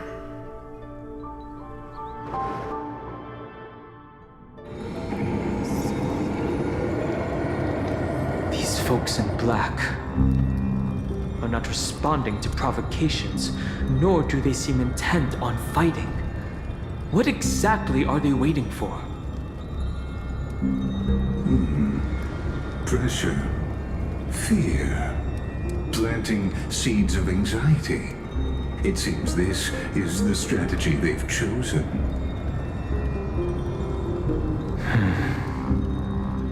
An organization that sees it as their mission to eradicate the Chrysos heirs. I've read some chilling accounts. Stories of the cleaners using alchemical arts to implant fragments of memories into their successors, ensuring both identity and hatred live on. From what I know, these stories are true. The kindness we know today, strictly speaking, is the 27th kindness. Objectively, the rise of the Cleaners was both inevitable and necessary. Yet, their ruthless and twisted methods earned them nothing but disdain and condemnation from history. And still they endure. An organization persisting through time, now working tirelessly to obstruct the flame chase. Are they truly so terrified of the Aranova the Chrysos heirs strive for? Even in these crumbling end times, there are always those who find ways to profit from the chaos. To ask the vested interests to abandon their status, wealth, and ambitions in this world for a distant ideal may be no easier than creating a miracle. I wonder where she is now. If they're targeting me, she definitely won't escape their notice either. I hope all is well.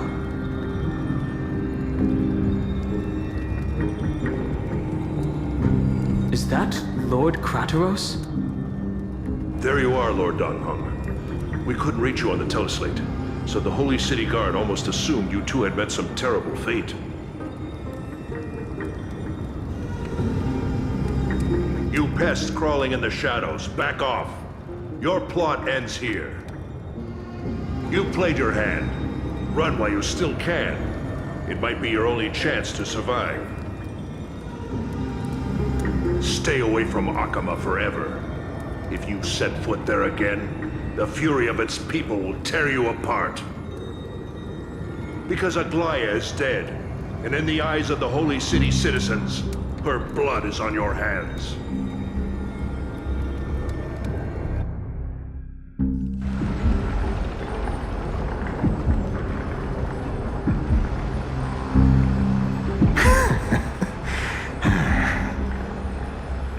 Looks like she was wrong about you. She? Are you talking about the mastermind behind all of this? Well, she thought you were weak. She believed that even when you were facing the evil that you claimed to oppose, you'd hesitate to strike. Misinterpreting mercy for weakness shows how arrogant and foolish your master is. They're still alive. With proper care, they'll pull through in a few days. But I must warn you. I haven't fought a human in ages. I can't guarantee I'll always be able to hold back. They're lucky they're still alive. If you feel as lucky as they are, try me.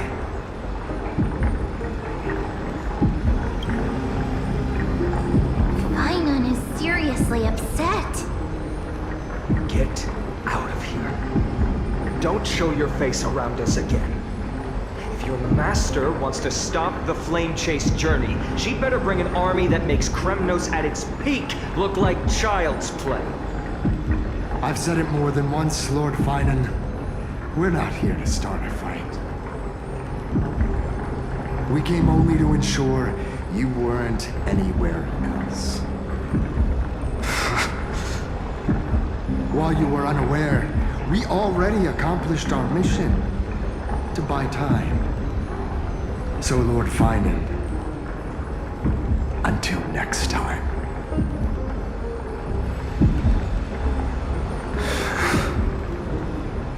Are you okay?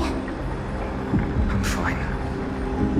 Anyone who uses innocent lives as bargaining chips has gone too far.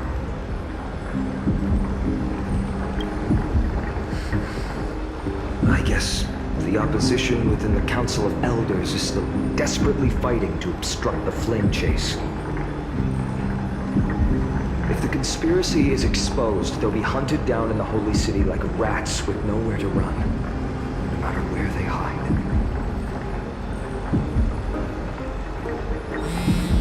My teleslate.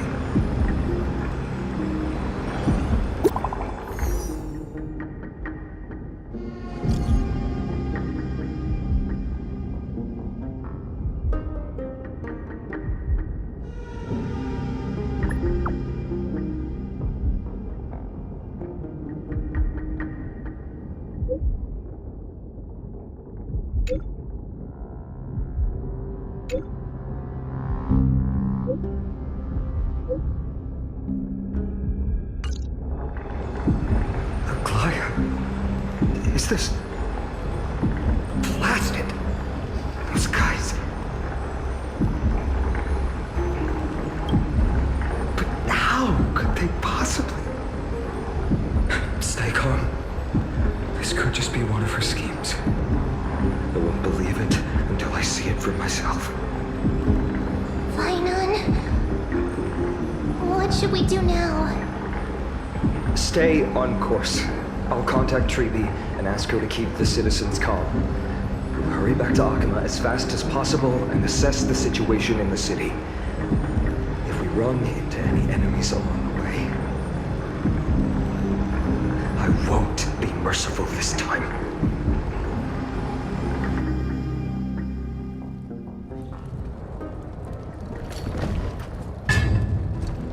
Cartonis?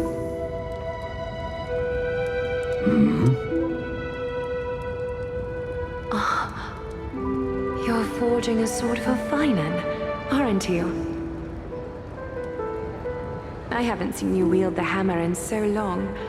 I couldn't help but be entranced by the sight. You, Aglaya. In this form, you come to me. It means... That's right. At this moment, my physical form is already shattered. My journey as a human in this world has come to an end. It's time to fulfill our pact. Of course. The pact I haven't forgotten. The thing I entrusted to you, do you still have it? Far too plain this vessel is. Not worthy of you. Do you still insist? I insist. Over the past 1,000 years, every piece of fabric I've worked with has been tainted by my cold divinity. It's made me hate their colors, texture, and scent. This ornament stands apart. It was a gift from a child. She was pure and kind. I often wished my childhood could have been like hers.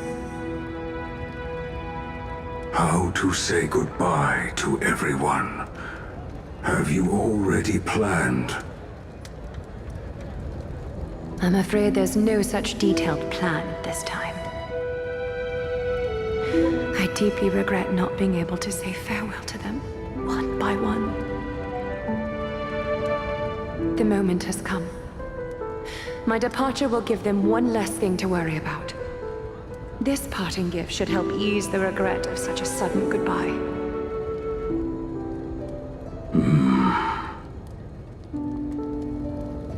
Invented for the Titans, Kremnos' soul-forging technology was, though divinity it retains, filtered out, the remnants of humanity will be. Is that what you want, Aglaya? You've confirmed this with me repeatedly. Yes, Cartonis. I need you to do this for me. Condense my divinity into this ornament. It might still be useful in the future to help them complete their mission. Selfless until the end. Envy that child, there's no need to. Already lived a grand life your humanity has. Your praise puts my heart at ease, Grand Craftsman. Now, please, take me through the last tempering that fate has to offer.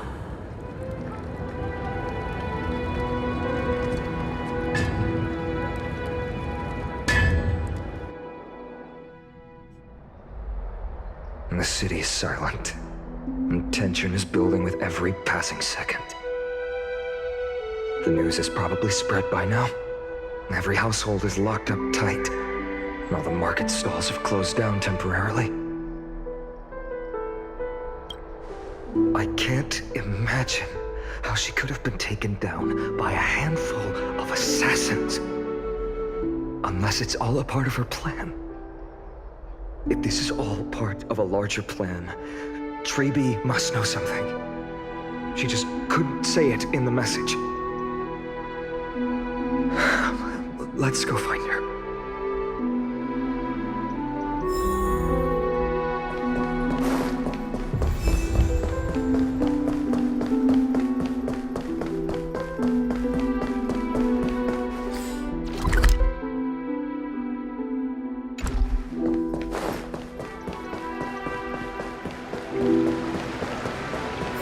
Dunham came back before us. Well, maybe he's heard something.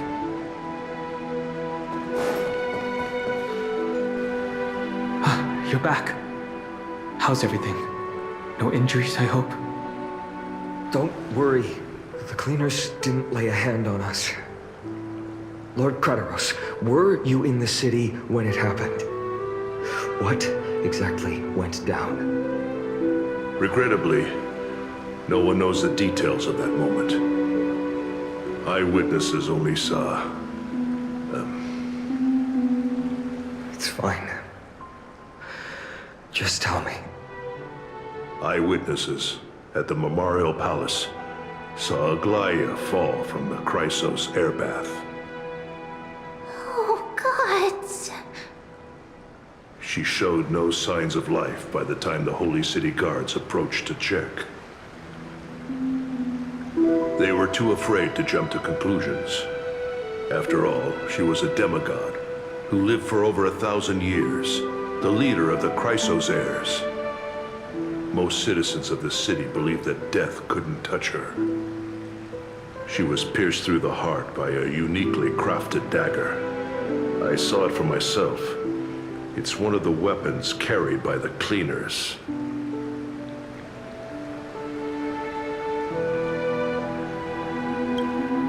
I also don't understand. This doesn't add up. The ones who appeared in the Grove and those who confronted Dunham in the Abyss didn't immediately resort to violence. They were just watching and trying to intimidate. They didn't have any reason nor the courage to attack Aglaya. Perhaps... Speculating blindly won't help.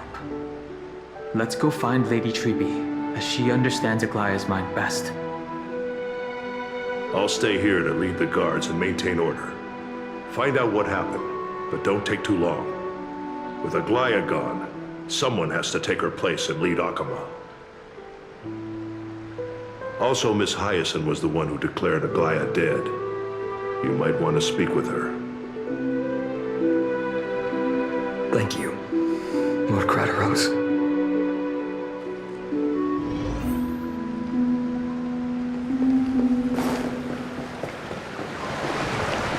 The baths are empty. No citizen feels like bathing after hearing such terrible news.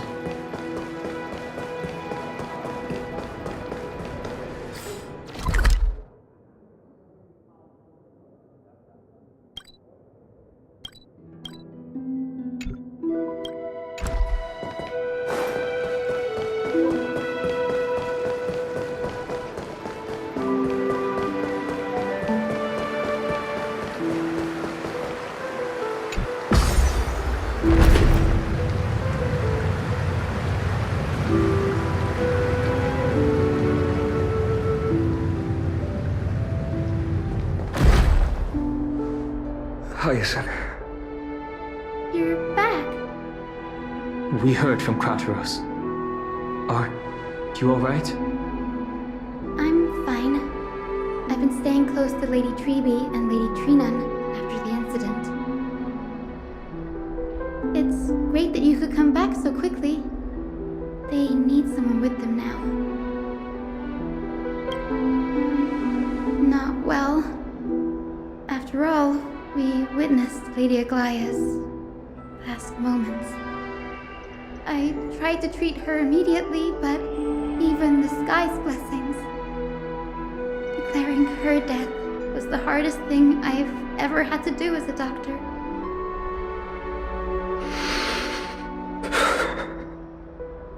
Lord Finan, don't push yourself. You're carrying a heavier burden now. Please, don't fall. It's fine. I can handle it. What I've lost is a mentor and a comrade in arms. But for Treeby and Trinan, they've lost a 1,000-year-old bond. Like they're losing a part of their lives. You should rest, Hyacin. You've been awake for a long time, haven't you? We'll handle things from here. Okay. See you later, everyone. Next, we should visit Lady Treeby.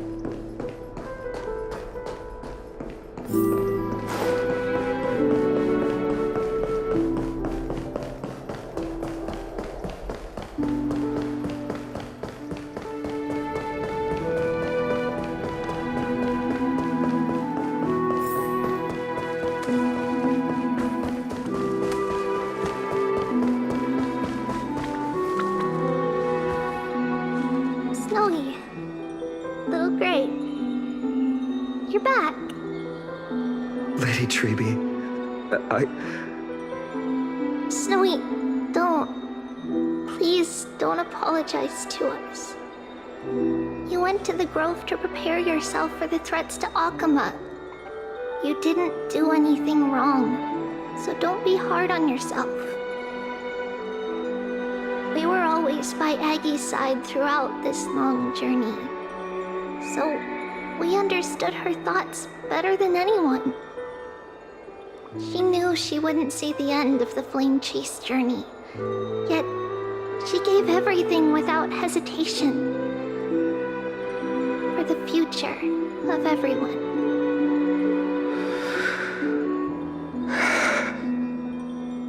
I know what Aglaya expected of me. Right now, the last thing Akama needs is a leader wallowing in self-pity. The scroll over there was entrusted to us by Aggie. She instructed us to hand it over to you when the time was right. I think now's the right time.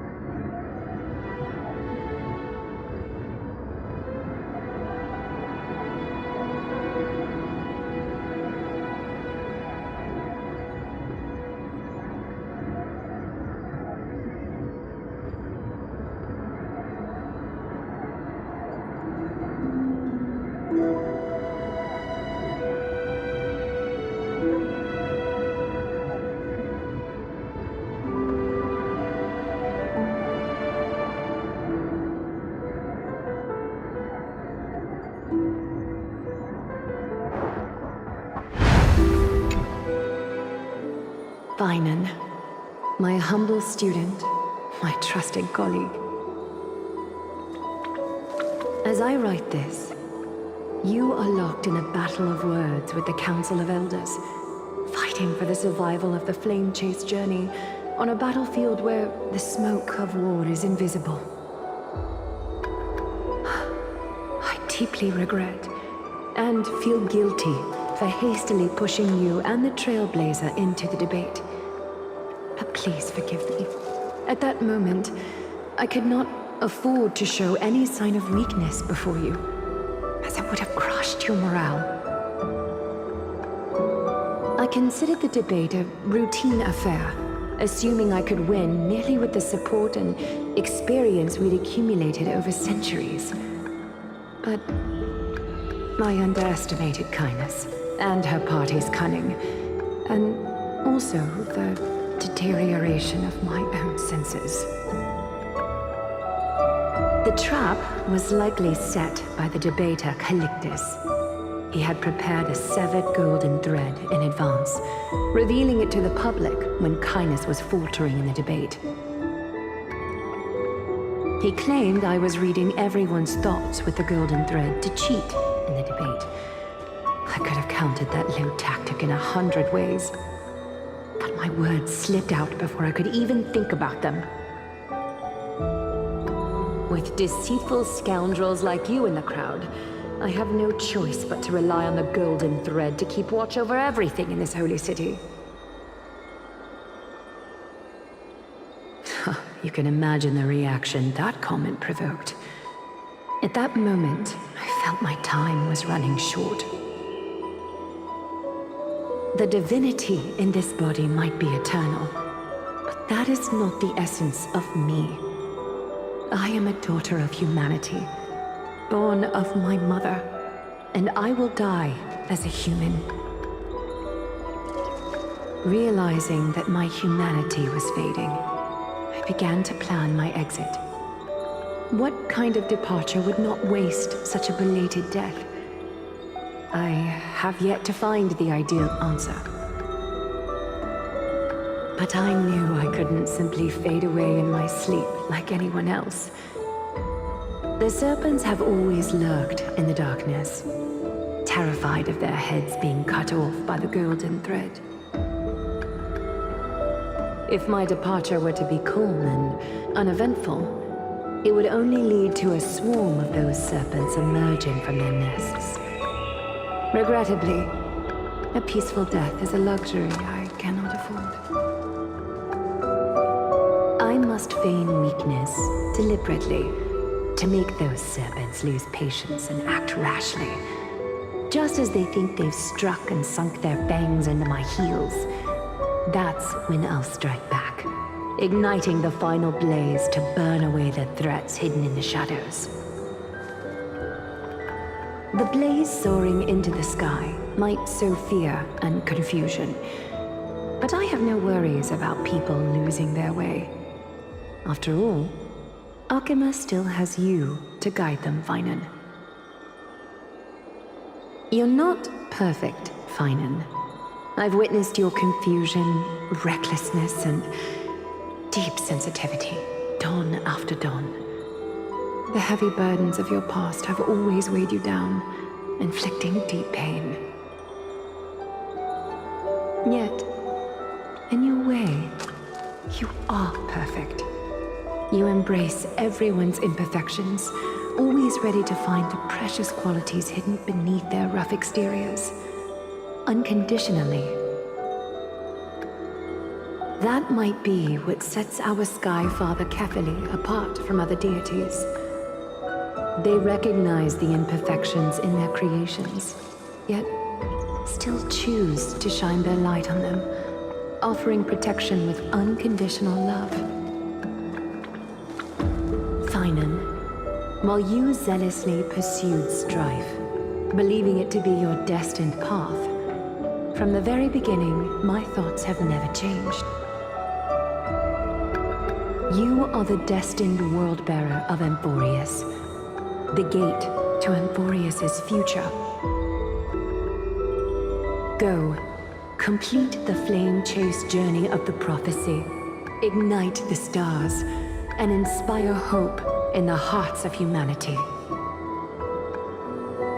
I will be waiting at the end of the west wind, looking forward to the miracle you will create.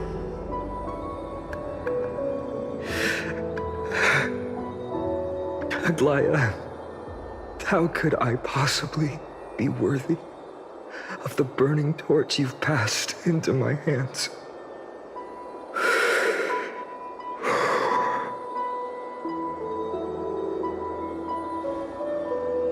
Dawn, can you do me a favor? Whatever I can help with, just say the word. Please deliver a message to Lord Krateros. Have him gather the Holy City guards and the Kremnoans to spread the word from door to door. At the lucid hour tomorrow, Finan will speak at the Marmorial Palace. Urge everyone who has concerns about the Holy City's future and the Flame Chase journey to attend this gathering. Tell them Aglaya has left Amphorius the seeds of hope. Understood. Thank you. It's been a harrowing day for everyone. Please make sure to rest well and collect your thoughts. I need to prepare.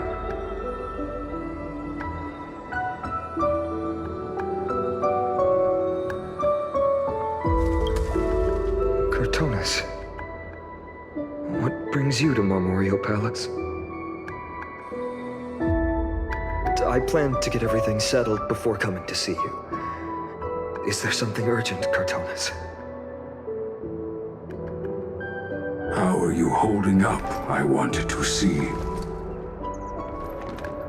Better than I expected, you seem. There's no room for doubt anymore. It's time to take action and show everyone that the leadership of the Chrysos heirs is still strong. Right, your assessment is.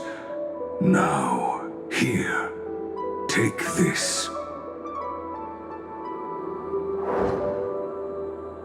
Is this it?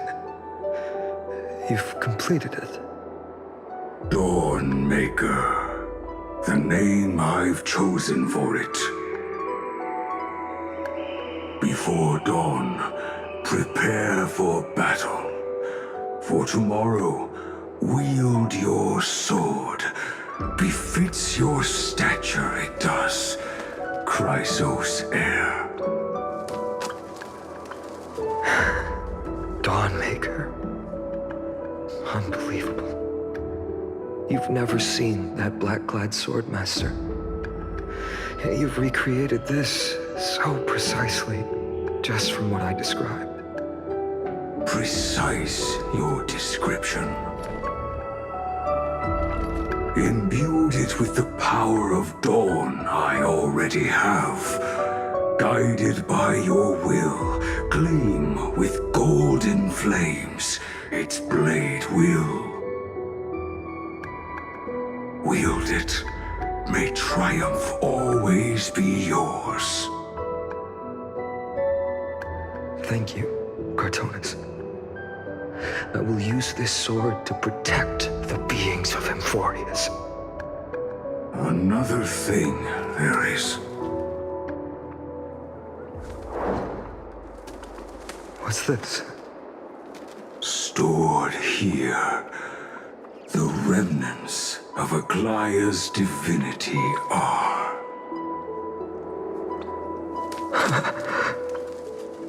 This was her commission. Her death she had long foreseen. Can she still hear us? It's difficult to confirm. About divinity, we know very little. In this way, she wanted to be with you. Always. I understand. Let me keep it. With this, I'll have another constant companion by my side. May this world never have need for a deliverer. Someone told me long ago. But when the world dashed her hopes and fell into disarray, if she could see me now, leading from the front, rallying people against their destiny, she would surely smile.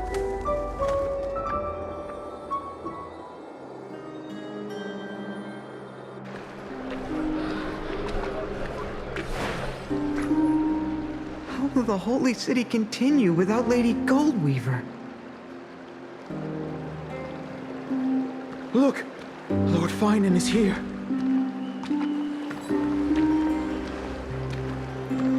Will he step up to lead Akama?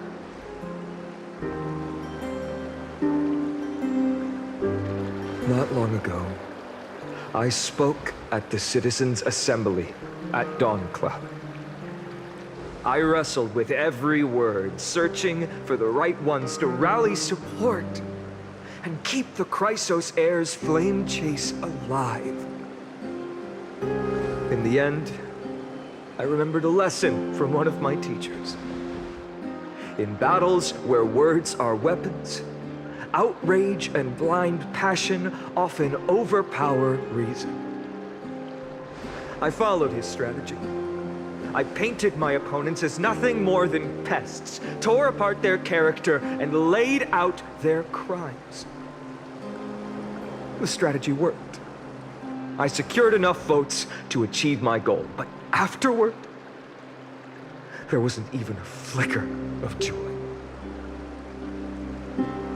I realized that apparent victory masked a deeper failure. In my pursuit of success, I fueled division and strayed far from my very purpose that led me to the flame chase journey. This journey was supposed to unify, not divide, to strengthen us, not weaken us. It was the gold thread that mended our rifts in the past. Some saw it as a means of surveillance, a tool of control. But no one can deny that it was Aglaya who held this city and even this shattered world together. Now she is gone. Yes, as you have heard, the demigod Aglaya, who guarded the holy city for a millennium, has indeed fallen.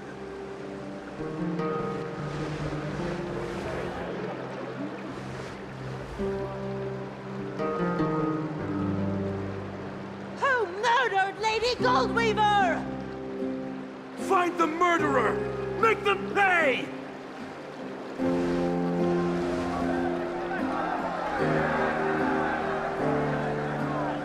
I felt the same as all of you initially. I wanted to stand here beside you, to condemn the sinners, to discuss retribution, and to see justice brought down upon them.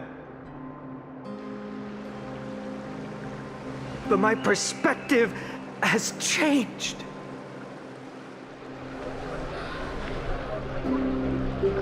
The golden threads that once bound this city have unraveled. Yet no one is celebrating their freedom from control. In the empty markets, bath chambers, one feeling lingers. Unease. Deep down, we all know the last safeguard against the harm we may do to each other is gone. No divine power will protect us from the malice in our hearts. From now on, only the moral code we choose to uphold for ourselves will stand between us and the abyss. Finan has a way with words.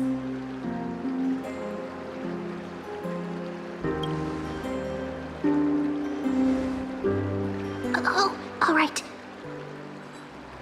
The flame chase journey is nearing its end. With only one Titan left for the Chrysos heirs to conquer. Aquila! Before I rise to the skies, I challenge you. Cast out the shadows and malice within your hearts. Let your spirit shine brighter than the sky itself. Let me bear witness. Even without the divine authority of romance, Akima will remain a sanctuary in these end times. A place for the kind people Aglaya dreamed of. The kind of people foretold in prophecy. A better people! Better people! Better people! Better people! Better people! Better people! Better people! I appreciate your willingness to accept the challenge. You have reminded me that Aglaya left me perhaps the simplest duty in the world. To bear the burden of creation, I need only to give one thing. It's a gift she once gave me without hesitation, and now I share it with each of you. Unshakable faith. There's still a long way to go before Amphorius is reborn. But we will not forget the past as we move forward. For the memories of Amphorius will always benefit future generations. Allow me this moment. I want to borrow a few minutes of your time to commemorate a demigod who protected the Holy City for a millennium. She was Akima's dressmaker, the leader of the Chrysos heirs, the Gold Weaver, Aglaya, and her greatest feat was being a selfless person.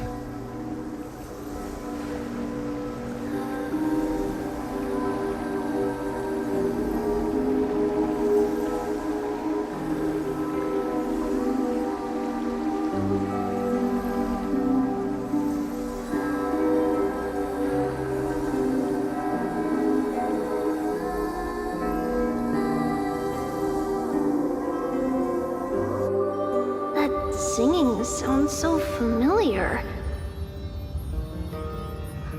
That's our song, and Snowy used to love it.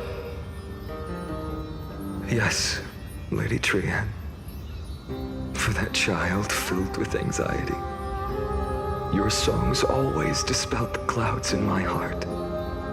Even if for just a moment. Snowy was so cute and kind when he was little.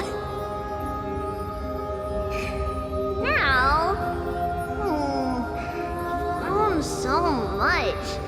Maybe not as cute, but still just as kind. Time spares no one, so there's nothing we can do. But kindness, you helped nurture it in me. Don't mention it. Your light is as bright as ever. Keep it up and stay strong. See you, Snowy. Goodbye, Lady Trian. I heard what you said. Are you suggesting the debate tactics I've taught you are nothing but sleight of hand? Not at all, Professor Anaxa. Honestly, without those techniques you taught me, the flame chase journey might not have survived. Good thing your head's still clear. The Chrysos heir of Kefali. I had no idea you had it in you while I was drilling those formulas in your head in class. Who could have thought, Professor? By the way, I've completely forgotten those formulas now.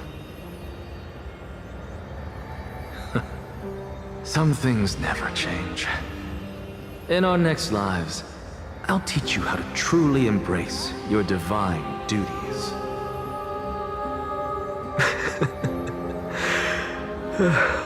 I'll be waiting. Goodbye, Professor Anaxa. Miss Castros? Aren't you going to say something? Lord Finan, you have always been so approachable. Ever since we first met, you've seen me as a friend. It was the first time I understood what everyday friendship was like.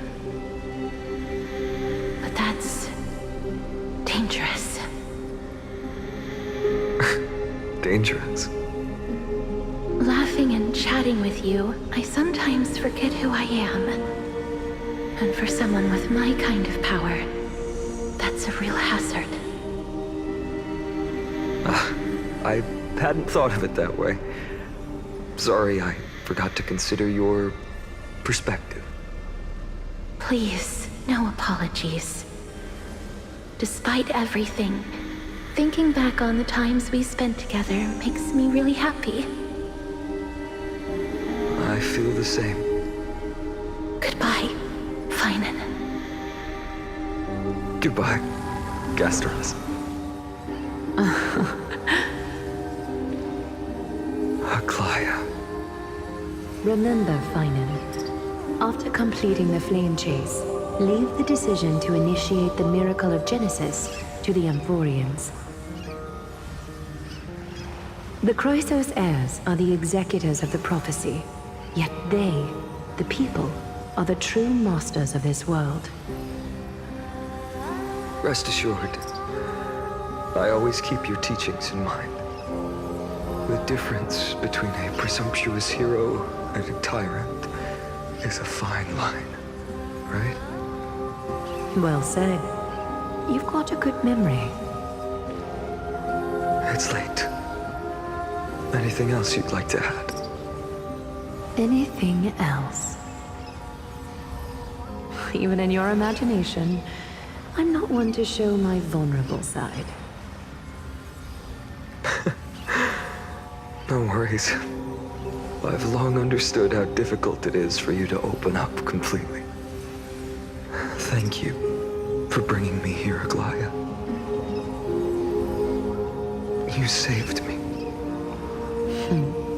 Maybe what I wanted to say wasn't you, child, but this crumbling world. Goodbye, Finan. Goodbye, Aglaya. Did you forget me? Forget you? Like I'd ever. We aren't parting ways forever. You're just off to guard the gates at Castrum Kremnos. Let's not make this a tearful farewell. You know just how to make a person uncomfortable. I have a feeling we'll meet again in this lifetime. Let's have another showdown then. Deliver.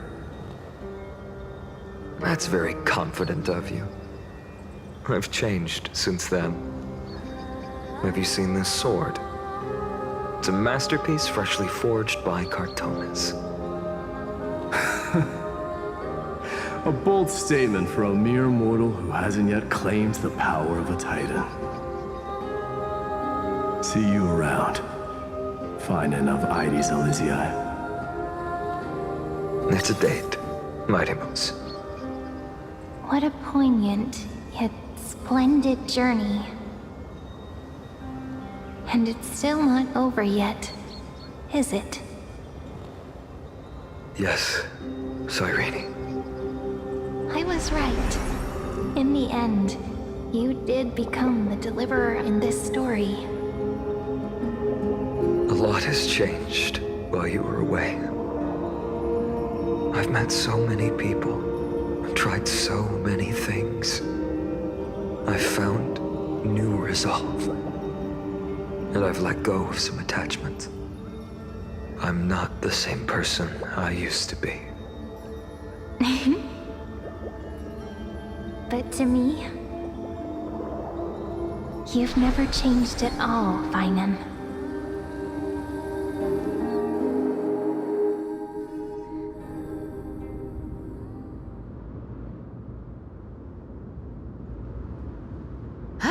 Dawn Cloud, this place holds so many different kinds of memories. I remember you could see the Gold Weaver sign from here, all the way down the mountain. But my eyes aren't what they used to be 1,000 years ago.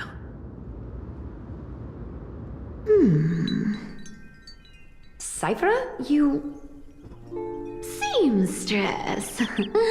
Tell me, does Akama have any treasures so rare that not even your...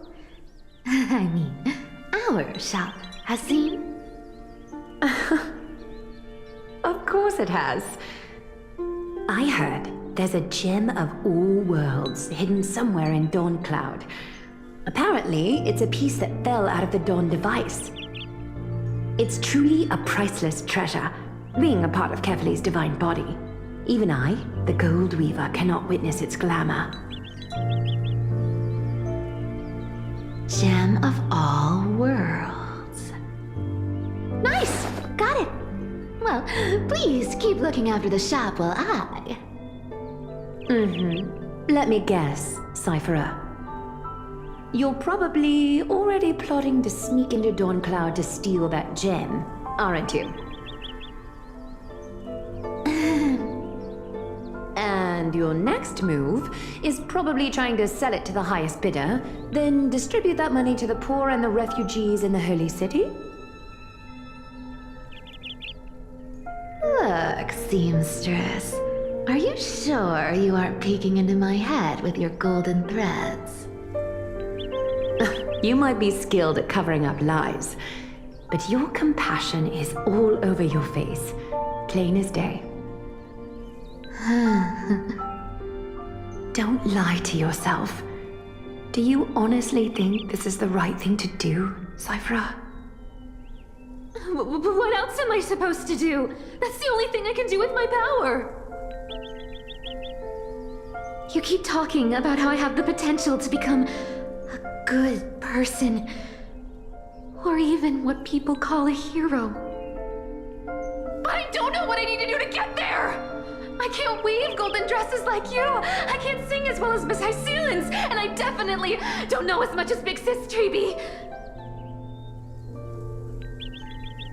The only things I'm good at are the underhanded street smarts that no one even respects. But I still want to be worthy of you. I want to prove that you've made the right choice. Even thieves can dream. Right?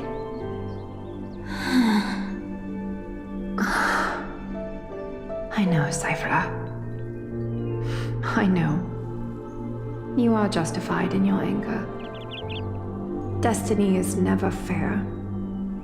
And your path is doomed to be even worse than everyone else's. You are fated to walk in the dark and bear the world's misunderstanding in this journey. But you have to believe that everyone in this world is unique in their own way. I am convinced that you're the only one who can bear the authority of trickery, even if you have to contend with the legendary 300 master thieves of Dolos. Aglaya. I just want everyone to believe that the world is beautiful, and that everyone is simple and kind. If only I could get everyone to believe that. Would that lie become reality? If enough people believed in it, even though it's a lie. will always be lies, Cypher. But sometimes they can be more noble than the truth. Huh. Are you really planning to just stand there forever? Honestly, sneaking around doesn't suit you, Deliverer.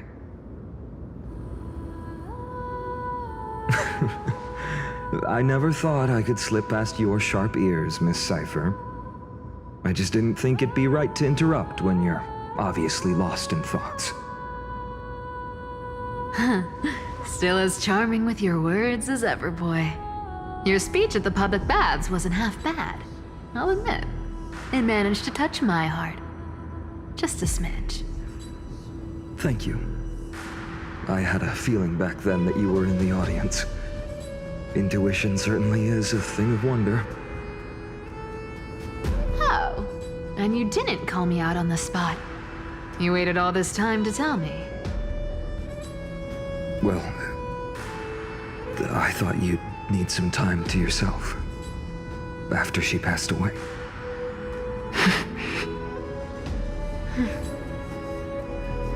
None of your business. Enough small talk. Tell me, what kind of trouble did you run into that you need me, the super old-timer, to step in?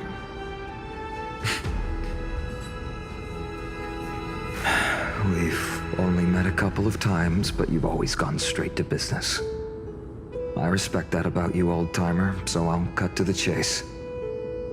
You're probably aware that Aglaya has earned the support of the entire city for the Chrysos heirs. Everyone believes that she died at the hands of council members who were against the flame chase, and the citizens' fury has been dragging these schemers out of the shadows one by one. But they didn't get everybody. To this day, we still haven't found Elder Kynus, the leader of the cleaners. Ah, I see. You're afraid she'll do something wild now that she's pushed into a corner, aren't you? Yes. I believe that Kefali's core flame, forever enshrined above the council theater, would be the opposition's final trump card against the Chrysos heirs. We're setting out to campaign against Aquila in a few days. With the Chrysos heirs gone, it'll be their best chance to strike. You think those desperate dogs will try to snatch the core flame while you're gone? So, you want me to give them a nice long walk while you're away, right? You sure saw right through me, Miss Cypher. I know exactly what you can do. Godlike speed, perfect disguises, untraceable movement, and that most enigmatic authority of trickery. I have only one request. Please, use whatever tricks you need to protect Kefali's core flame, even if you have to deceive the rest of the Chrysos heirs as well. Uh-huh. Hey, Deliverer, do you honestly think that there's no way I'll turn you down? Do you even have any plan Bs if I decide to nope out on this? As the demigod of trickery, there are no other trump cards in the world that can outrank you. I'm sure you know the answer to your own question, Miss Cypher. What confidence. You talk as if you have everything in the palm of your hand. Huh. So you did learn a thing or two from her. I'll give you that. Then let me tell you something you don't know. The Flame Reaver. They've been watching Akama closely. You mean... Bet you didn't expect that, huh? I've been tracking them all this time. And this is my conclusion. That lunatic may have lost their mind, but they're no fool. Why do you think they haven't made a move on Akama yet? Professor Anaxa once analyzed this. He thought it was probably because Kefali's core flame was protected by the Council of Elders' secret arts. Sacred art's my foot! I could break those mechanisms with the flick of my finger. Allow me to let you in on the actual secret. They probably held off from attacking Akama because the Seamstress's defense network was way tougher than you thought. Now that she's gone, and you're heading out to battle the Eye of Twilight, with the city's defenses in shambles. What a dangerous situation we find ourselves in. But since you're the one who brought it up, I'm guessing you already have a solution in mind. Just look how ridiculously calm you are right now. But you guessed it right. Consider this a 2-for-1 deal. I'll keep that lunatic entertained on top of protecting Kefali's core flame. You owe a big favor after this. You have my deepest gratitude. That Flame Reaver's power is truly unfathomable. Please be careful. Don't forget, Deliverer. There's a fundamental truth in this world. Cyphera will always get the last laugh. No need to worry for a demigod. I'll do my job, so you need to make sure you don't die before you pay me.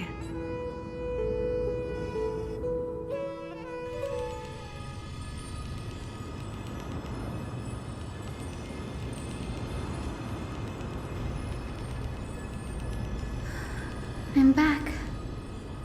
I've been trying to stay away from here since the Black Tide destroyed the grove. And through that, stay away from the memories that might make me sad. But the wind keeps pulling me back.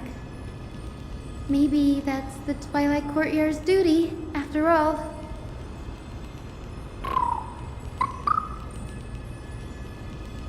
I know, little Ika. I know. I too miss the days when we all studied together. But we have an even more important mission this time round. Lord Finan has already set the date to campaign against Aquila. Being a descendant of the Sky People,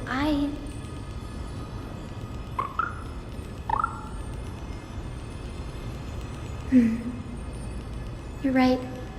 At least I can still afford to get lost in thought once in a while. Oh, ancestors. Please wait for just a bit longer. The time I spent in the grove deserves some reminiscence.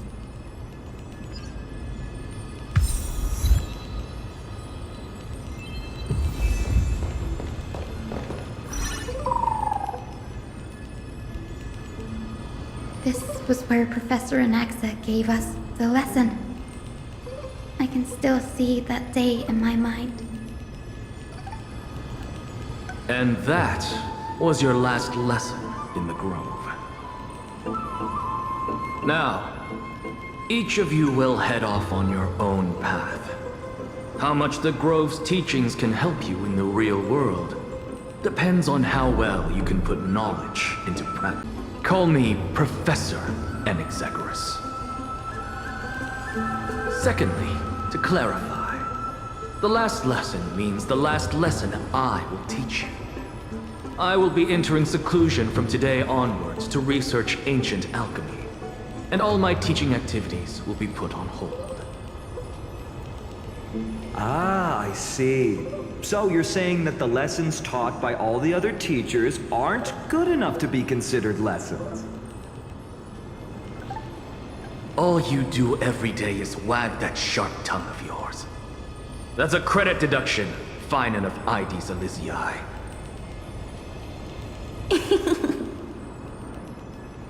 I have nothing left to say.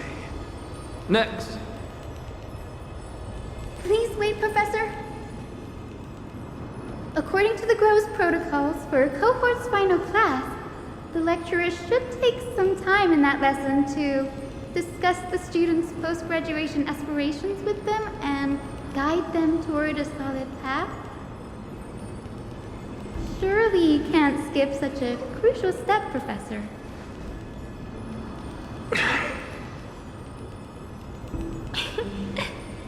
teaching assistant Miss Hyacinth is truly Professor Anaxa's nemesis. Fine.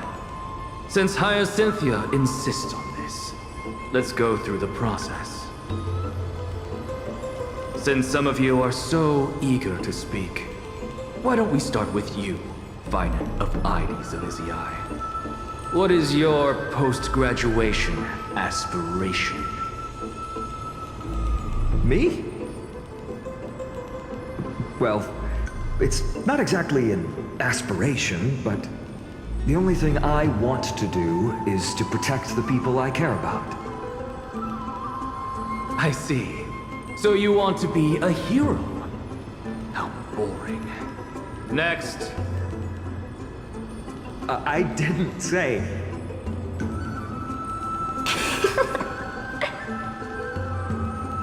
Castoris, you've been giggling for quite some time. How about you go next? Perhaps my answer is a bit vague and meaningless, Professor Anaxagoras, but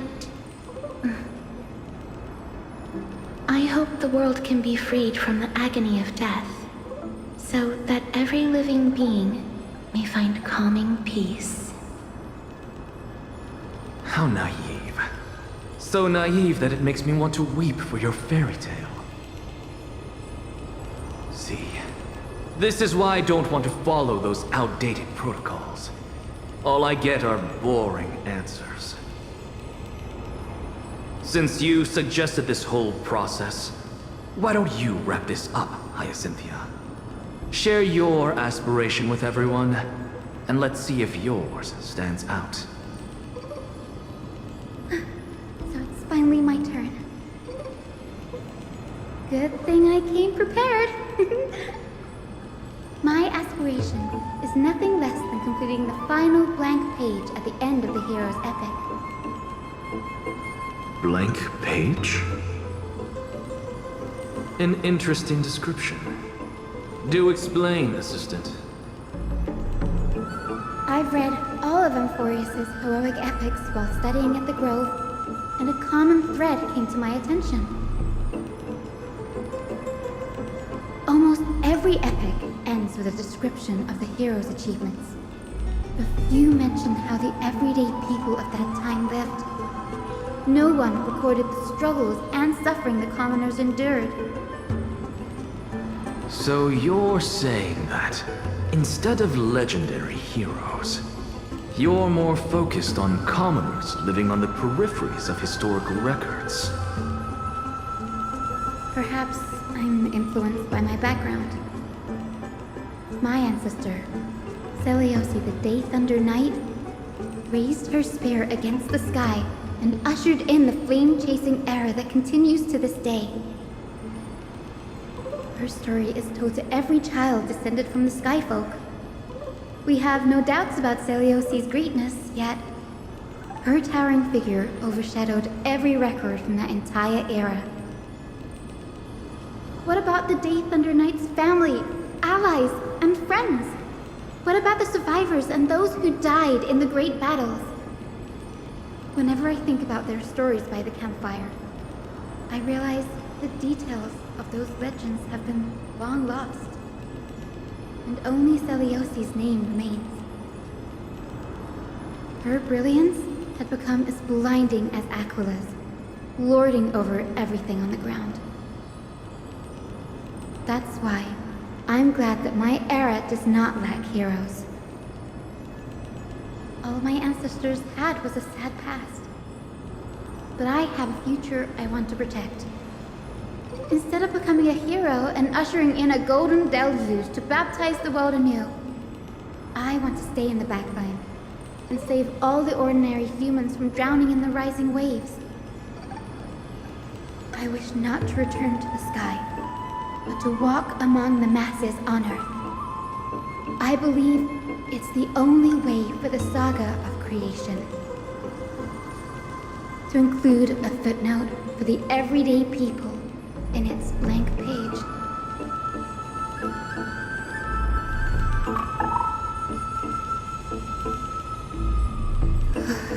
getting embarrassed from remembering how I said all that. But my beliefs have never changed. Now I really have a chance to stay behind the hero's front line and realize my dream.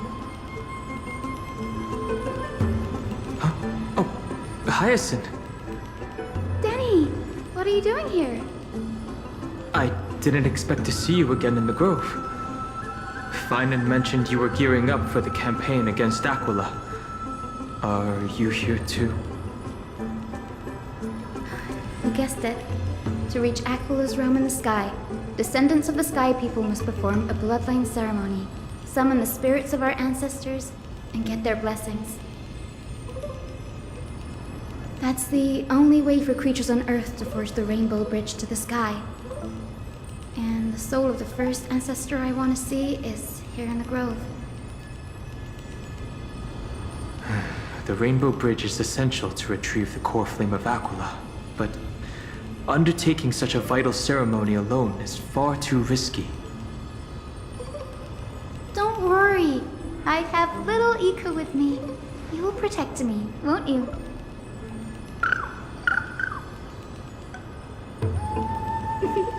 Good, Ika. Well, what brings you here, Danny? I'm collecting as many myths and research about the Titans as I can. Everything about Amphorius is a valuable addition to our databank when I get back to the Astral Express. Right. If all goes as planned, you and Gray will be able to go home after this mission, won't you? Yes, assuming we can actually break the curse about worlds beyond the sky. I have a feeling it's not going to be smooth sailing. Oh? Could it be that you too have some kind of hidden powers to make prophecies now? That's not it, but I'm starting to question how real everything is after a conversation with a member of the Council of Elders.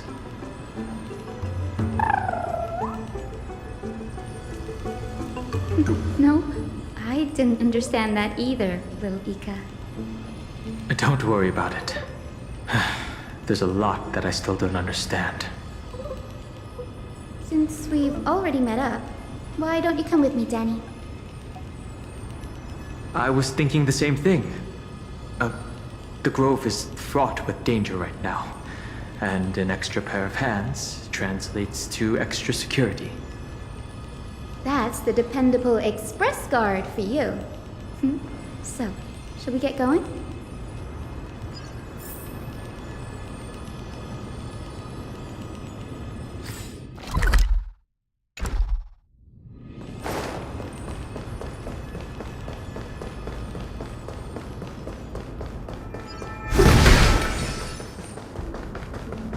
The chromocopter is vibrating. There must be... What's this? This is the divine object of the Sky People, the chromocopter. Our ancestors dictated that when a descendant of the Skyfolk is ready to challenge Aquila again, they must first awaken the spirits of their ancestors with the chromocopter and receive their benediction. Only after this can the chosen Skyfolk reascend to the heavens. Is it to prevent those who are not qualified from pointlessly losing their lives? Very prudent, wouldn't you say? The soul of an ancestor slumbers here. Now, I will awaken them.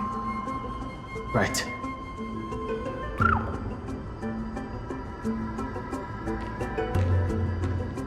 I am Hyacinthia from the Twilight Courtyard, a descendant of the sky who has inherited the duty of flame chase. The time has come to fulfill our clan's destiny. I will join the heroes of the prophecy to return to the sky and retrieve the core flame. Ancestor, please bestow upon me your generous blessing.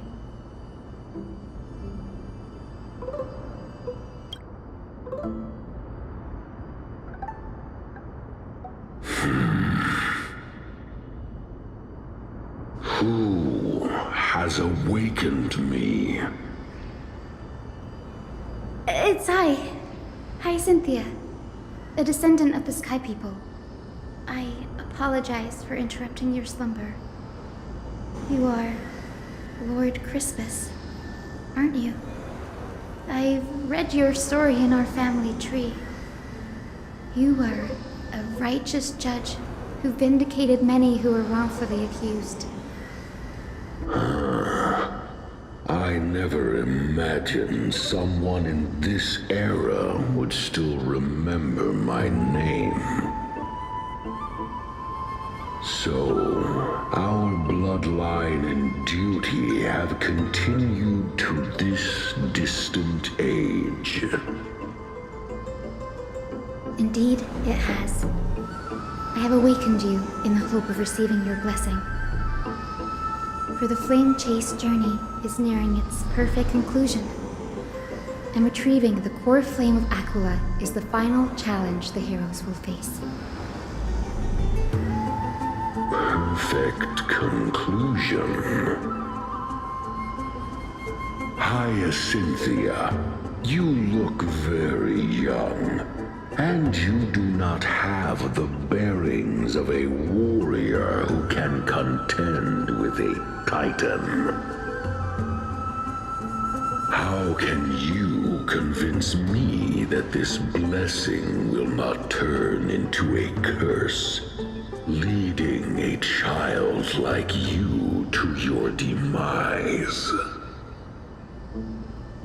1,000 years ago, Selioci, who conquered the skies, left behind legends and a will, entrusting the mission to return the Sky Titan's core flame to her descendants, to people like you and me. Though I'm not a warrior, I will not turn away from the mission that has flowed through our blood for 1,000 years.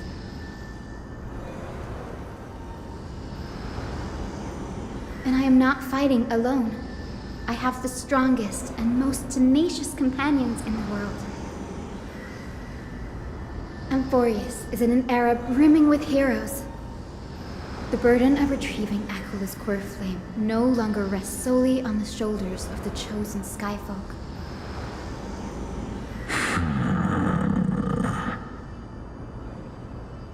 I now wield the power of healing. I aim to mend the fissures in the sky and heal the wounds of the people. I desire to define the mission of the Skyfolk in my own terms, to conclude the vigil that has spanned millennia.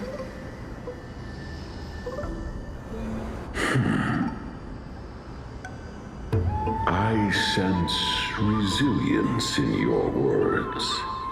Not an outward resilience, but something deeper within. Receive my blessings, young Hyacinthia. May you gain wings to return to the sky via the bridge of rainbows.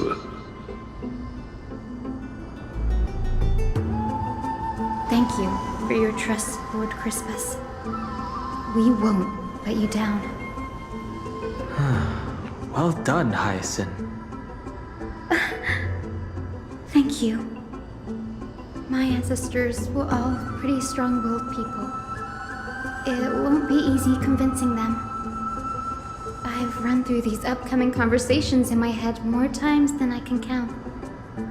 Well, looks like your efforts paid off. Now, the next ancestor on the list. Her spirit is set to rest in the vortex of Genesis. Pity that the ceremony has to be performed in strict order.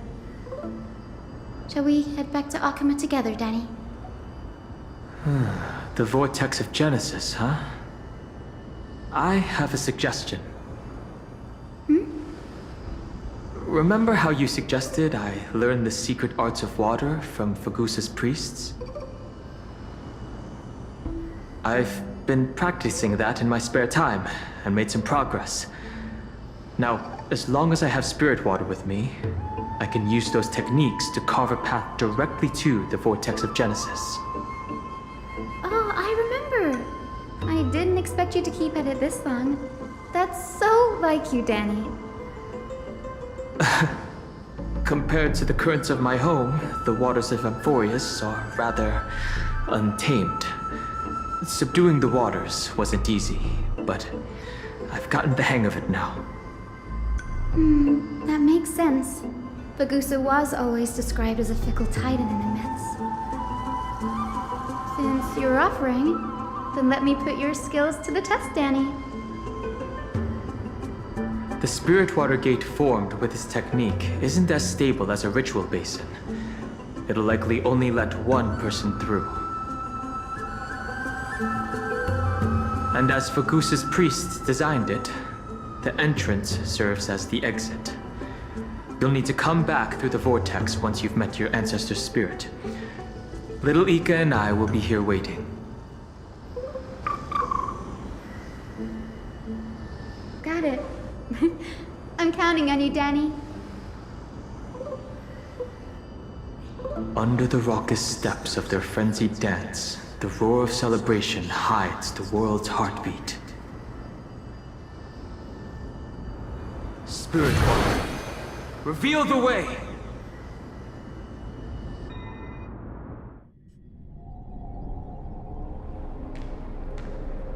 The vortex of Genesis. Unbelievable. Danny is full of surprises. But this does feel way more disorienting than the ritual basin. Wait, is Lady Treeby here too? And who is that next to her? Oh, I think I know who that is. Do you have to go already, Syphie? It's been ages since you were last in Akama. You could have taken some time to rest, and we could have caught up. That's alright, big sister Treeby. I've gotten used to life on the road. Staying in this bustling city actually feels off. Besides, your prize student gave me an incredibly tough mission to handle. Cut Snowy some slack, Syphie. He's still so young, yet he's shouldering all the responsibilities Aggie left behind. Besides, Snowy's not the kind to ask for help lightly. Since he came to you, it means you're the best person for the job. You really spoil him, big sis Treeby. Guess I'm past the age for someone to look after me. Syphie. Just kidding. I get it. That deliverer boy does have a certain charisma about him. It reminds me of Aglaia in her prime. Anyway, I'm about to head out. Oh, big sis Treeby, before I go, got a little gift for you. Well, didn't expect you to be so thoughtful. What's in it? That's a part of the game too. If you want to see the full picture of what's inside, you'll have to wait until nightfall. A gift with a mysterious twist? Seriously? Huh? Looks like we have company. Lady Treeby, and this graceful lady must be Miss Cypher. I'm Hyacinthia from the Twilight Courtyard. Everyone calls me Hyacinth. Pleased to meet you. Bright and cheery as a lamp. Well, hello there, pink child. I'm Cyphera from the long-fallen city-state of Dolos. As for the rest, it's all in the history books, so I don't need to repeat it here. So, you're from the Twilight Courtyard. Does that mean... Yes, I'm a descendant of the Sky People, the Chrysos heir about to take over the authority of Sky. Whoa! That's unexpected. I figured Celiosi's descendant would be, I don't know, taller, stronger. Don't judge a book by its cover, Syphi. Zinni is a master of her craft. She's the most skilled and dependable physician in all of Amphorius. Don't worry, Lady Cypher. I may not be as strong and warlike as Lady Seliosi from 1,000 years ago, but I'm confident I can carry out the mission of the Skyfolk. All this talk about missions, you're making it sound way too serious. You've got to look out for yourself, girl. Don't push yourself too hard. I'd hate to see that cute face all scratched out by Aquila's claws. Syphi cracking jokes? Looks like you haven't forgotten what Aggie said all those years ago. Anyway, I've got a mission to handle, so I'll get going. Good luck, Miss Hyacinth. And if things get tough, just let that deliverer take the lead.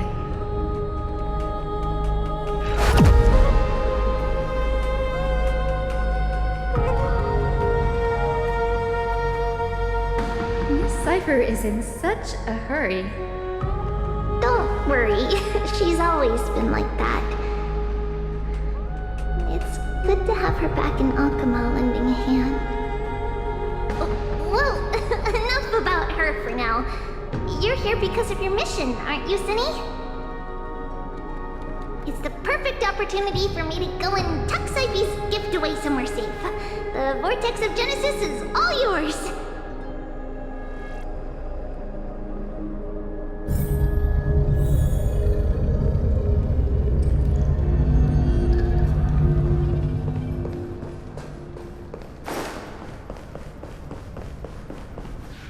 I will join the heroes of the prophecy to return to the sky and retrieve the core flame. Ancestor, please bestow upon me your generous blessing.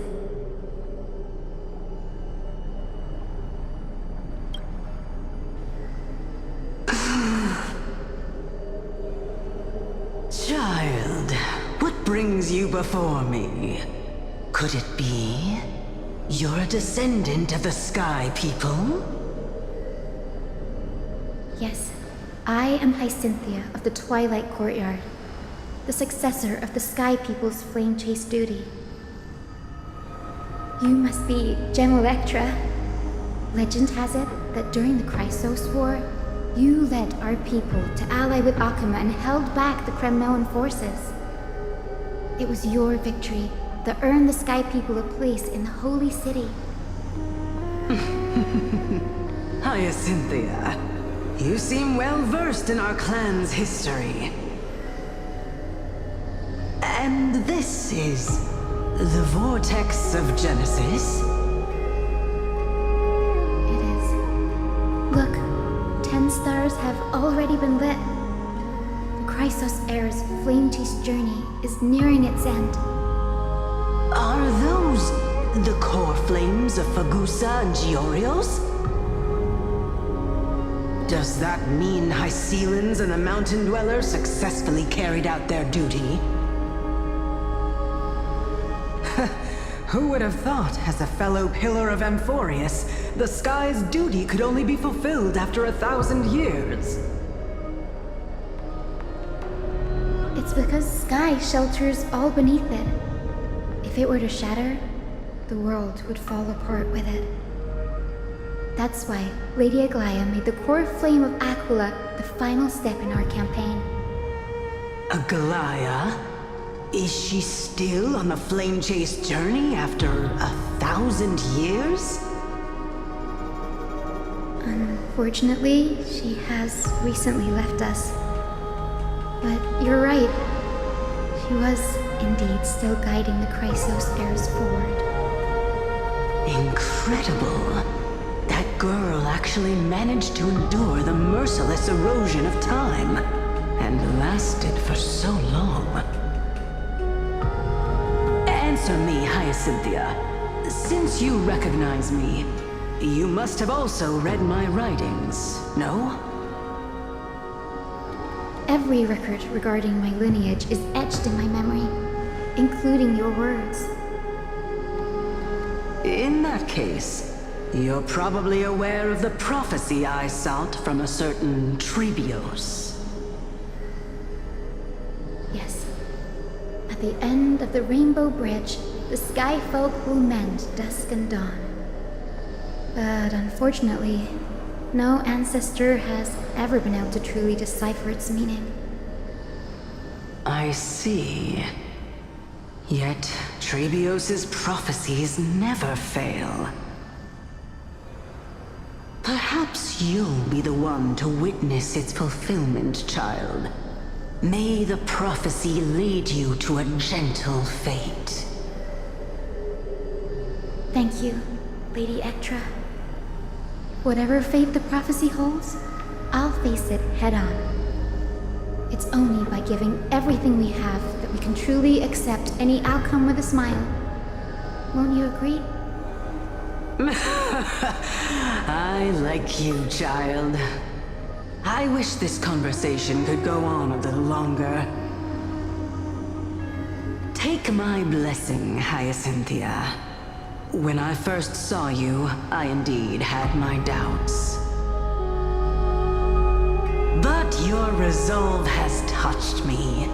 If Sky's divinity is fated to pass on, I hope it incorporates your optimism and kindness. Your blessing is a treasure beyond measure, General. Rest well. I'll make sure your gift is put to its best use.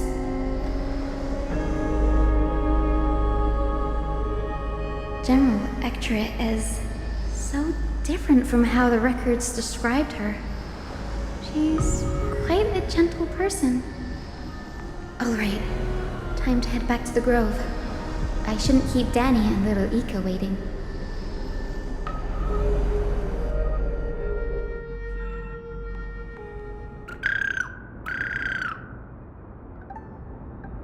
Huh, you're back.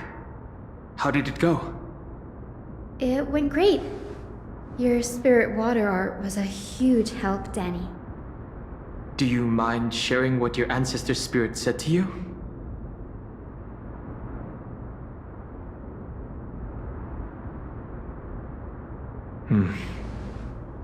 What's wrong, Danny? Nothing. It sounds like everything went smoothly. It's just... I'm a bit concerned about the prophecy you mentioned. At the end of the Rainbow Bridge, the Sky Folk will mend dusk and dawn. I can somehow sense a hint of sadness in those brief words. You've always been a bit of a sensitive soul, haven't you, Danny? Lady Trina deciphers countless prophecies every day, and this one's just another among many. Don't worry too much about it. I hope so. Come on, Danny. Don't look so gloomy. We're gonna have to take a long trip for the final visit to the ancestors. Where are we going? Our final stop is Lord Mighty's home, Castrum Kremnos. We're here. This is it. Castrum Kremnos. Lord Mighty has been fighting the Black Tide here, alone day after day. I'm worried about him. He sent a message earlier carried by thunder, warning us to watch out for the Flame Reaver's actions. That means he hasn't been consumed by the Black Tide's madness yet. We're here to complete an important mission. We shouldn't interfere with this battlefield. Don't you agree, Danny? I agree. There. That sleeping spirit is my grandmother. Your grandmother? Yes, my grandmother Jacinta was a warrior. She represented the Twilight Courtyard in the Kremnos Festival. She fought her way through every challenge and reached the final stage of the Kremnos Festival. She was just one step away from securing a peace treaty for the Skyfolk, but was ultimately defeated by the champion warrior of that time. I I've never looked too deeply into the details of such ritualistic violence. The scroll simply described it as a glorious duel. But behind the glorious duel was a tragic end. Not long after the festival, my grandmother's injuries worsened, and she passed away far from home. This prophecy tablet was left here by the Kremnoans to honor her final wish. Her death marked the final collapse of the Twilight Courtyard, already fragile under the shadow of war. And the Kremnoan warrior she fought against? Was Lord Gradaros. Huh. Yet, you still saved his life, even though he took your family. Seeing him lying there, gravely wounded, bleeding out, I can't put what I felt at that moment into words. But when I heard Lord Gradaros took that fatal blow to protect Lady Trianne, all those tangled feelings faded away. To quote Lord Finan, Gradaros must have done that to become a better man. It takes true courage to forgive. You're every bit as strong as your ancestors, Hyacinth. You're getting better at this, Danny. In her final diary entry, my grandmother wrote that when the moment of destiny comes, a descendant of the Sky People would deliver the message of their departure to her spirit. I wonder what she'd think when the one awaking her turns out to be her beloved granddaughter.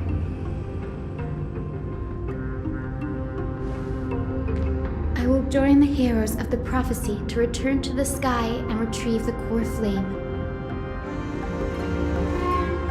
Ancestor, please bestow upon me your generous blessing.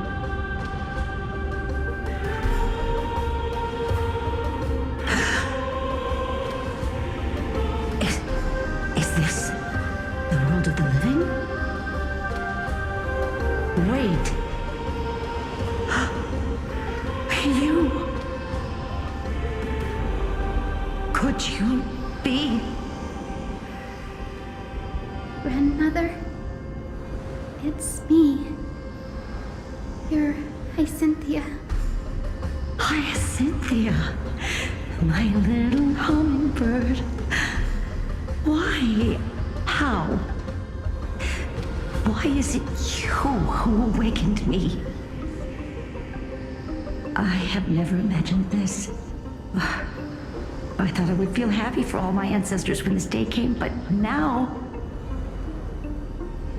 I can't even experience the joy of seeing you again. Do you remember that you and Father took me to my very first sky ride when I was 8? Back then, you wanted me to pick one accessory out of 4. The sun crown representing nobility, the storm bracelet symbolizing strength, the ice ring embodying wisdom, and the radiant pendant signifying kindness. Grandmother, do you remember the one I chose? You spoke an innocent little prayer, infusing a faint thread of light to that modest pendant. Yes, and I remember how surprised you were. In all those centuries, no other child of the Sky People had ever made the same choice I did. Hyacinthia, there was a time when I thought you were a timid child. You never had much interest in swords or battle and had no relation to that fiery determination and strength in our blood.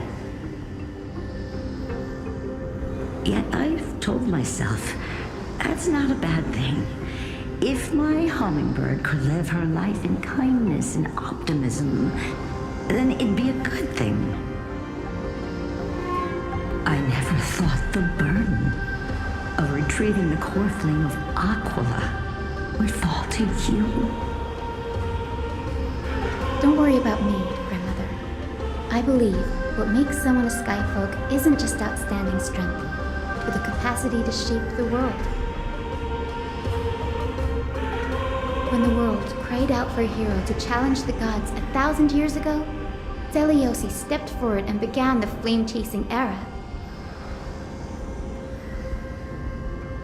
And now, as the flame chase journey nears its end, this broken world is crying out for something else. Healing. Isn't it poetic? A saga that spans 1,000 years began with Sky and will also end with Sky. You're still as optimistic as ever, just like when you were a kid. If your mind is set, Hyacinthia, then carry your resolve through to the very end. Return to the sky with my blessing, and watch over this world on the threshold of salvation. Grandmother, thank you. But I have one last request. Speak, Hyacinthia. We should still have some time. Before you go, could you tell me the tale of the Sky Hero once more? Just like you used to.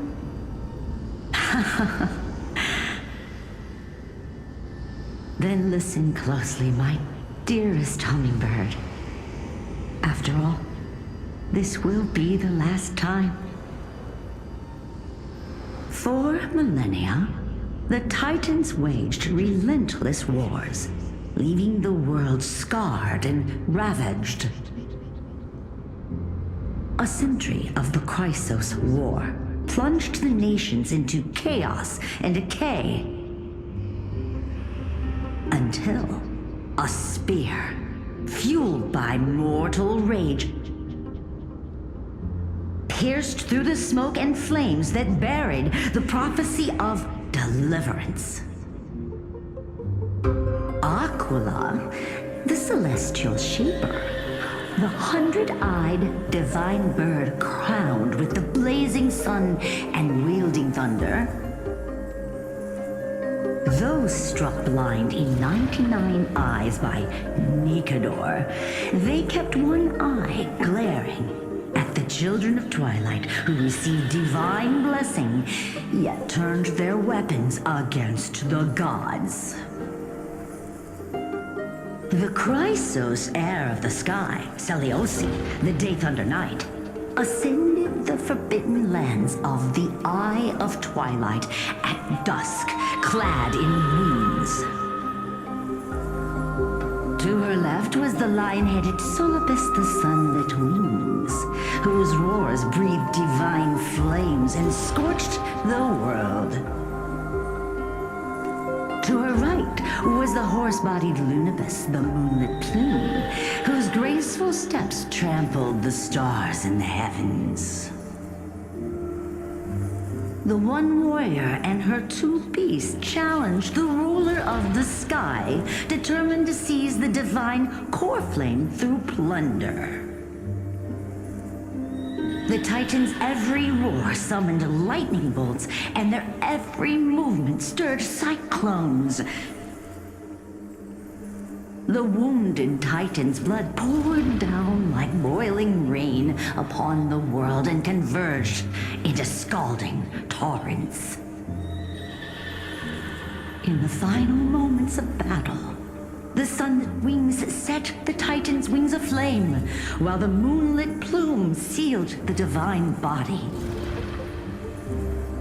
The battered hero of the sky, with her wings broken and her body covered in wounds, struggled to lift her spear and pierced the last monstrous eye.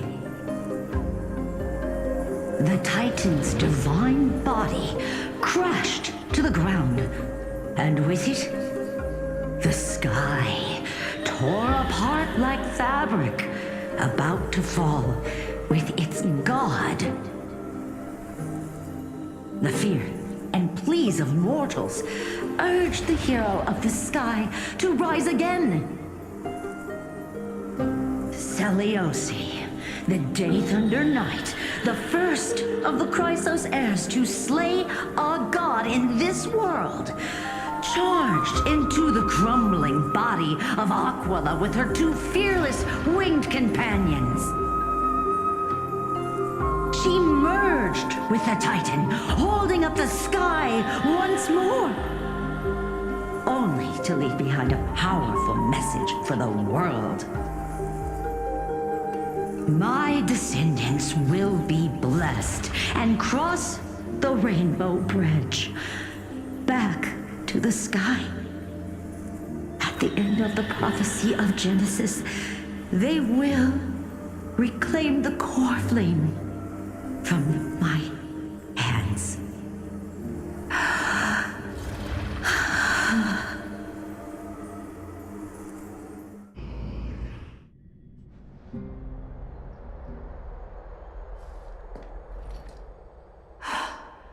Today's the day.